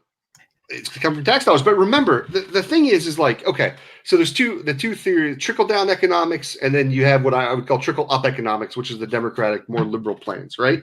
So trickle down economics, what the conservatives want is they want to cut taxes for corporations and wealthy people, because they think by cutting taxes they'll have more capital, they'll be able to invest that capital into new businesses, and that will create more jobs, right? But the problem is that's not. Sorry. So the way you just described it seems reasonable. Well, the problem is it doesn't work like that, because the only thing that creates jobs is demand, right? The capital's already there. These corporations and big businesses already have the money. It's not like we're back in the 1940s where we had an economic crash and none of these companies have any money, and then we need to lend out money so that they can invest and create new jobs. The money's already there. Are you saying there's no demand for anything right now? No. What I'm saying is what that policy doesn't create demand. Now, what would create demand is you give more money to the people on the bottom. Because the people on the bottom who have less money spend it more on things that you're going to typically do, like going to restaurants, going to movies, going to retail, buying electronics, right? So if you give people that are on the bottom more money, they're going to spend it more. Rich people who have all that money, they just fucking stash it away because there's only so much they can fucking spend at some point, right? You can only have fucking so many mansions, so many fucking jets, so much stuff. These people have kids. That's what they're doing. They're stockpiling it for their children. you can do what Bill Gates is doing, which is pretty awesome, where he's only giving his kids a certain amount, millions, right? But like, okay, but it's at a certain point that's detrimental to your society, opposed to a concept where you give the money to the bottom because the bottom's going to spend it. They can spend it on businesses. The business that creates demand because people have more money, and then once the businesses are getting more income, now they can open up more job positions, which creates more wealth for the company. It's a smarter system to do it from the bottom up, opposed from the top down. Okay, let me ask you what do you exactly mean by give them more money? Do you mean actually give them money, or do you mean by cutting their taxes? Cutting their taxes would be a good way. That's the okay, that was well, kind of I gotta mind you that the bottom, like it's like 47%, they don't pay the tax. They don't pay the taxes. Sure, but even we can talk about middle class, lower middle class, and if you take away things like the cost of healthcare, imagine like if I was paying $500 to $700 a month on healthcare, where I would spend that $500 to $700. I might buy stock. I might invest that money into my own business to create more jobs, right? I might get a gold grill. I get a gold grill, right? Someone's going to make money off of that. So, like, if you can cut some of these things, and I'm not obviously, yeah, the lower income people don't pay as much taxes, right? But someone who's middle class, someone who makes $40,000, maybe $50,000 a year. I mean, maybe a combined income of $100,000 if you have both couples working. But if you were to give that person more money and they have children, they're going to spend the stuff on their children. They're going to spend money on vacations, right? Which is going to bring more money. You could even see it benefiting the countries around there, right? Because say you have a lot more middle-class families going on vacations, they may travel down to Jamaica. They may travel to Mexico. They may travel to other countries where they'll benefit. I'm still going to say that the crux of the problem is we don't have an honest money system. There is so much of this fake money being thrown into the system, and it's inflationary, and this is why things are costing more and more and more. I want to hear what Simon has to say about this when you're done. Well, that's all I'm going to say. Sorry, man. Put it at its head, baby. Yeah. Go, Simon. Well, I think what Skylar's saying is perfectly true. There's this Marxism criticism of capitalism is genuine and it's legitimate. We've seen in the last 50, 60 years is the boom bust cycle repeated. I've lived through 3 in my lifetime. And if you've got a good social system in a country, those booms and busts are somewhat negated for the lower end. And in some respects, they're the people that suffer from busts. So I think socialism is the way forward, of course, if we're going to continue using capitalism. I don't think trickle down works. If nearly effectively enough, it works, but I don't think it works nearly effectively enough without a lot of government intervention to make sure that the floodgates are opened as wide as they possibly can, because people at the top, of course, don't want to give away money. They got their money by not giving it away, by being careful about it. So of course they don't want to, and therefore you have to have something to open those taps up. And government's really the only effective way. Unions, I would say, obviously, are the way that people came to realize this, because no governments wanted to start getting the rich to give more money back. That had to be earned, and that had to be earned through a lot of hard union work, especially in my country. I don't know about America. It seems to me that the social system in America isn't nearly robust enough to help those at the bottom. And therefore, when you go through boom bust cycles, the rich are just going to keep getting richer exponentially. And that's never a good thing as far as I can see. So I mainly agree with Skylar, I think. Yeah, I mean, when you have like, listen, we have great job numbers right now, but if the income rates aren't going up, it doesn't make a difference. Like, it just means you have a lot of people in low income jobs and they have no benefits. Well, the benefits they have, if a job, like for instance, the new game is because now if you're a full-time employee under the Obamacare, I believe they require that you have to offer, if you have a certain amount of employees, you have to offer them health care, right? So what do these greedy ass corporations do? They just hire people part-time now and just hire more people. So yes, we have higher job numbers, but we have less people with benefits, which means your tax dollars are going to subsidize those because we have a broken ass system. They're going to pay. You're going to subsidize those people who only have part-time jobs because greedy corporations don't want to bother to pay or give people any type of benefits whatsoever. It's so backwards. I don't think all the corporations are doing that. I think there are some that are doing that. And yeah, there's still, I mean, that sucks. They found a way to have their cake and eat it too, I suppose. But again, these people are not being held hostage into this. But you are. It's like, okay, listen. If you live in a prison, there's only so many cells you can go into, right? Like, just are you saying there's a shortage of jobs? I'm saying that all the jobs are almost the same. They're all paying low wages. They're all not giving benefits. There's a shit ton of commission-based jobs too, and service jobs that pay a lot. People just don't want to do them. Like what? Like, what are you talking about? Oh, being an exterminator. I did that for a little while. I mean, I didn't love it, but there was we all can't make pretty good money. Yeah, but we all can't be exterminators. No, I gave it as an example. It's not the only solution. Well, sure. I mean, but the thing is you're pointing and saying, "Oh, this job you can do." Right? But as a whole, it's the whole American economy. The wages are stagnant. Like the inflation rate, they're not going up. Okay, but wait, I just said that was commission based. Yeah, I mean, it was up to me. I made more money because I worked harder at it. You don't think that people at McDonald's don't work hard? You think someone working a shitty minimum wage job doesn't actually work hard?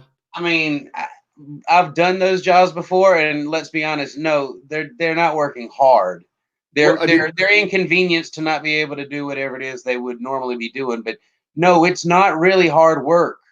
It's really not. I worked for a cell phone carrier where I'm not even going to tell you the number. I'll just tell you it was a lot more money. We'll try 5 times the amount, maybe 7 times the amount at McDonald's. And McDonald's was way harder work than talking to people about their cell phone bill. And trying, hey, what kind of Android iPhone phone do you want? What kind of what do you want? That's not hard work talking to people. Okay. People working flipping burgers. Yeah. It's not about how hard the work is necessarily, although of course some jobs should be rewarded more than others. It's about the quality of life that job allows you to get versus versus the length of time you have to do the job for. Right? Nobody's saying nurses don't do a difficult job. Right? Is it easier to be a specialist? Probably. Does that mean we should pay the nurses more because it's a harder job? No, that's not the way the world works. It's not about how hard you're working necessarily. It's about the quality of life you can get from the work that you do. So I just think it's a bit of a side subject of whether one guy that's low paid works harder than another guy that's low paid. 100%. It's like, remember, like back in the day when they were talking about minimum wage fights. There was, I think it was during the Obama years. They were complaining about how fast food workers would make $15 an hour, and yet paramedical people would make the same. People working the ambulances, and the way that they structured the argument was like, well, these people don't deserve to get paid as much as people who work in the paramedics. That's absolutely true. Well, no, they should both be able to get paid and have a good quality of life, right? Like, yes, those people, paramedics, should make more money than $15 an hour, but it doesn't mean that these people at fast food restaurants shouldn't make a decent living either. They should make money also. But seriously, based on the type of job, I mean, dude, trust me, they have a skill that's a very specialized skill, and I don't give a fuck if Chad doesn't show up to work at Burger King, all right, but if those paramedics don't show up, there's a big fucking problem. Sure, I'm not saying that they shouldn't get paid more money. I'm saying that using it as a comparison, though, to why they shouldn't, like fast food workers shouldn't get more money, is not a good strategy. And I'm hitting on kind of what Simon's saying here. It's like, it's not about working hard. It's about quality of life. And what do we want? Like, what do we want in a society, right? Like, I'm not going to earn their shit. Well, I'm sorry. People. Yeah, but we also want comfort. Yes. Exactly. Comfort is the biggest thing. You want to be able to live in a place without having to worry about paying your next bill, without having, to have a good lifestyle, good enough to where, I don't know, maybe housing and basic utilities should be supplied at no cost to the people. If you want a better quality of life, then you have to work for it. You can build off that structure, because at least you have something comfortable. Because if you have a place to live and you have, you're not going to freeze to death, you have water. And if they want to get government hand out, minimum food, then that's what you get. But if you want better quality of life, then go out there and get a job and get yourself more. But just having that comfort, that base, that home base you could go to without having to worry, am I going to have this shit in a bucket in the back of my car? It sucks. Yeah, that's what they're talking about with the basic income idea that Yang's trying to say. I was going to say, are you for then Yang's proposal of giving everybody $1,000? I think there are pros and cons to it, and there's things that I worry about. My Obama phone. You know what's going to happen? It's going to same thing like I said before. Anytime the government backs up something, the price goes up, and that's what's going to happen. And then they're not going to want. Then as soon as you start giving people $1,000 a month, and then the price goes up, then they're going to want more money, and now you're going to have to give them more money because you already kind of taught them that daddy. You're going to do it anyway. Why not have a head start on your needs? That is accurate. I worry about other things. Like I worry about us creating a class of people who are stuck within that economic means, and that they can't get out of it. So what I would mean is let's just make a number up. Let's say the government gives them $1,000 a month, right? And that $1,000 basically is able to cover your living expenses for you to be able to live and eat. We're talking hypothetically here, so don't worry too much about the detail of the numbers. But imagine $1,000 somehow that would cover your apartment and it would cover your food cost, right? So you could just survive. You would live. You had some kind of government health care. But now let's talk about through time and history what would probably happen. Is I worry that the people who have other means that are wealthier at the start, right, that those people would be the people that would have the chance now to go to school and get educated, right? And we would basically just create a serf type class that would exist within our society that can't get out of this bubble, right? Sure, they're living every day. Yeah, well, we're going to have to limit their reproduction. We're going to have to either neuter them or limit how many children they can have at the lower end. We're just going to have bubbles going to grow and grow. Exactly. Are you thinking about the idea, what if they're just, we start losing, obviously with automation and stuff, we're going to lose jobs. I don't think people realize how many jobs we're going to lose once we self-automate all these cars and stuff, which is coming. It's not that far away. We're already using truck drivers. The whole trucking industry might go away. A lot of fast food. Well, the fast food industry will be there. It'll just be different. Won't have as many employees. Retail might go away. There will be people who always like to drive. Well, I have a feeling that in the future only the rich will drive, my friend. Only the rich will drive. And driving itself has become a dying breed. If you look at I'm 40 something, so I love driving. I was driving since I was 12 years old, had many cars. And remember those Barrett Jackson auctions, or they're having a 1971 Cuda, with the 426 Hemi and a pistol grip freaking slaps, you know all that shit. But nowadays kids don't care about that. They don't care. They don't even know what they can't tell Toyota from a Ford. And I don't think the whole driving thing now. That's all. It's Uber. Yeah. They don't want to get licenses anymore. They're getting lazier. And that's what I think is going to end up. I think what's going to end up happening is driving is going to become like a service that you pay for. So I think you're going to have something whatever company. Because they can't afford to buy a car. Well, exactly. Some get teleporters going. Well, God. Yeah. But think about how many industries it's going to affect, right? So imagine now we have where you pay a rental service just like Netflix every month. Say you pay $30, $40 a month, and then you have an automated car that comes and picks you up wherever you want to go, right? Maybe you only have a certain amount of drives a month, like you pay for work. I don't know, whatever. You get all kinds of subscription packages, right? But you don't own the car anymore. You pay for that. Now, luxury package, right? Exactly. Yeah, I hear you. I hear you. Right? No maintenance cost. None of that shit is on. That's all on the company. You pay this fee, right? Now think about this though. Think about all the revenue that comes through speeding tickets and traffic violations. Those disappear. Right. Those just go. They're gone. Right? Cops pulling people over is a thing of the past because the cars will automatically follow traffic laws. right? And you think about all the deaths per year that are going to just disappear. Like right now, traffic accidents, I believe, are like one of the top reasons you die.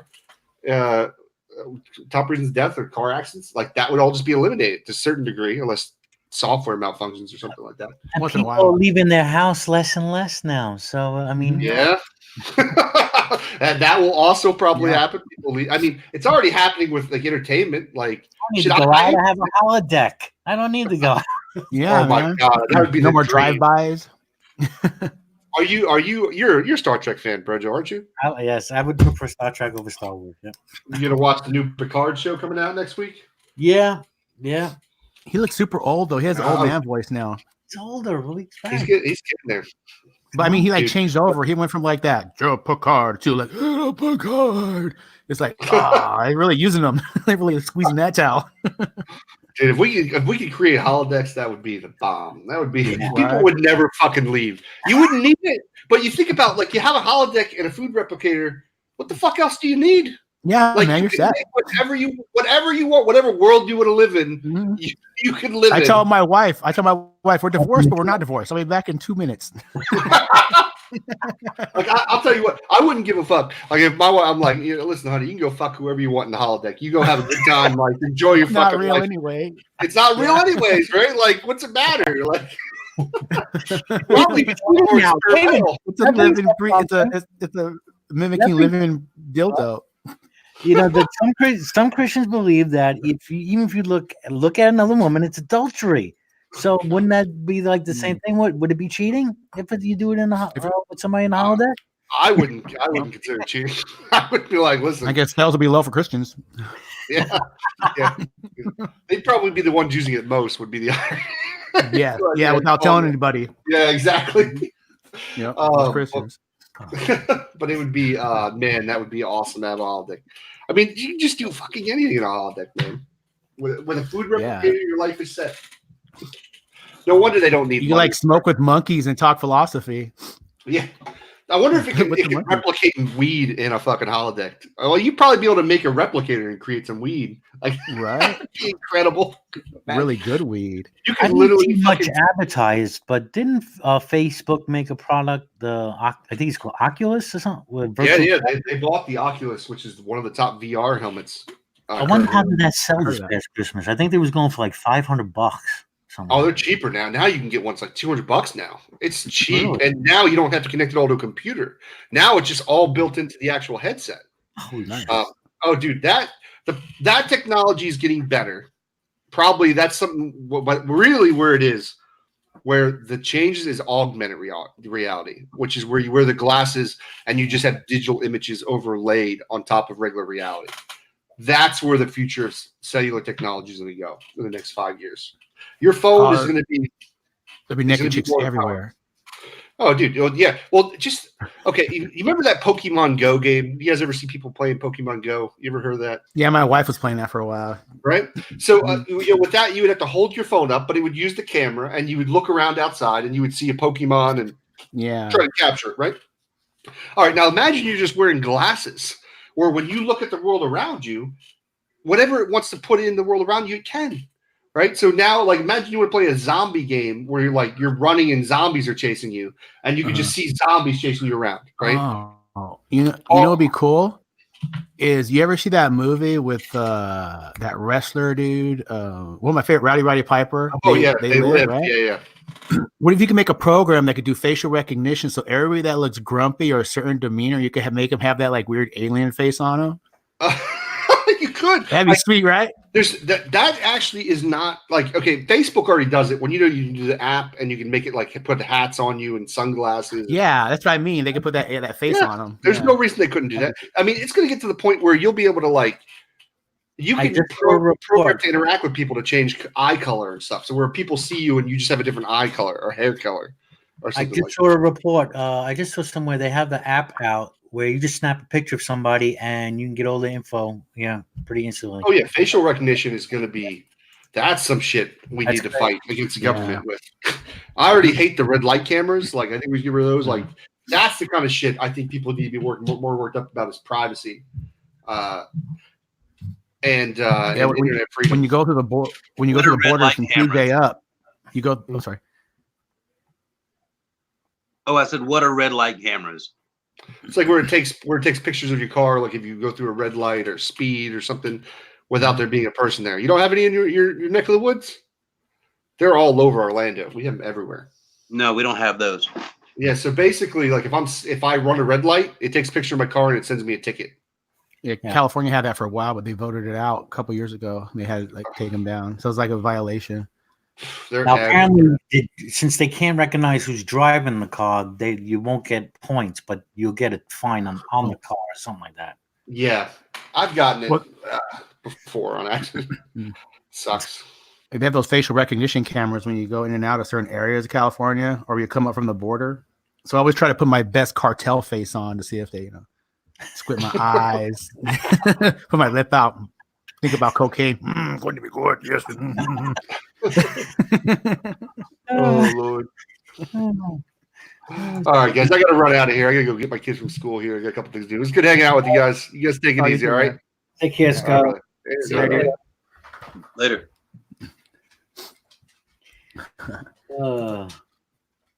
Good times. What happens if it gets to the point where they can read our minds? Yeah, right. They're gonna see naked women all over me. Well, they have the ability. I mean, there's ability there, right? They can, through brain scans, they can almost anticipate what you'll decide to do with when options are put in front of you. Wow. Yeah, freaky. Start reading the algorithms of our mind. I was about to say that algorithms. Yeah, they already exist to a certain degree. So, right, like certain, maybe certain wavelengths or certain could change your attitude certain ways, and I don't know. Well, it kind of does, like the like button. You get that I forgot, it was a dopamine hit every time you fucking hit the like button, or somebody hits a like and you get a like on something. Oh right, yeah. Right. We're all just fucking pigeons right now. The like button. Do what? I thought Instagram was taking away the like button. I heard because it's racist. The white thumb. Where's the blue thumb actually in it? I don't know. Mm-hmm. I forgot for what reason it was. I think it was messing up I don't know what it was. Well, it's kind of like if someone puts up a video about a kid who has cancer. Do you really want to put a like on that? Like, you like cancer? Or do you know what I mean? Or, I don't know. Maybe that what am I endorsing? Yeah, exactly. I'm not always sure how to you ever met that Dean is. Oh, sorry. Someone I know on Facebook, they just found, like, her husband just found their son dead from a drug overdose. And, so, this is on Facebook. And so, people put sad face. But I saw a like there. I'm like, what? Well, I mean, yeah, right. That motherfucker didn't read. He just went by and said, oh, it's something from Jimmy, and clicked it. Mm-hmm. Yeah. I'm not guilty of it to that degree, but I've done that before, throw a like on something I didn't really fucking look at. Oh, the son of a bitch is dead. Love. Yeah. The about time button. Or you have the laughing one because you think it's sort of some joke there because you didn't really read it, and you're like laughing at some sort of horrible catastrophe. Puerto Rico had another earthquake. Sure. Ha ha ha. Wait a minute. Revenge. Yeah. They really did? Oh fuck, man. What about that shit? What about them finding all the supplies that in the warehouses in Puerto Rico now that they've had this other earthquake?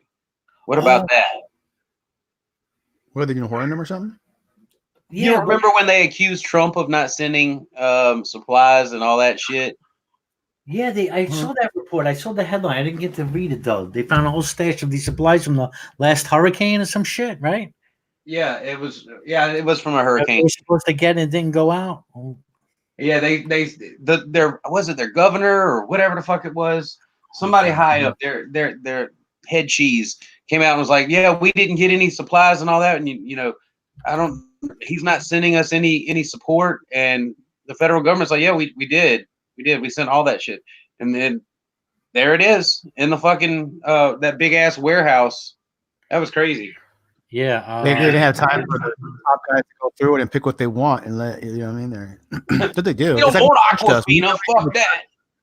Well, like when you donate to a church, right? And I've seen it many times. When you donate to a church, with the church people, we call them church people, take the best shit for themselves and take it home, and then leave the can and the rest of the crap for the homeless. Look, man, we're talking about bottled water.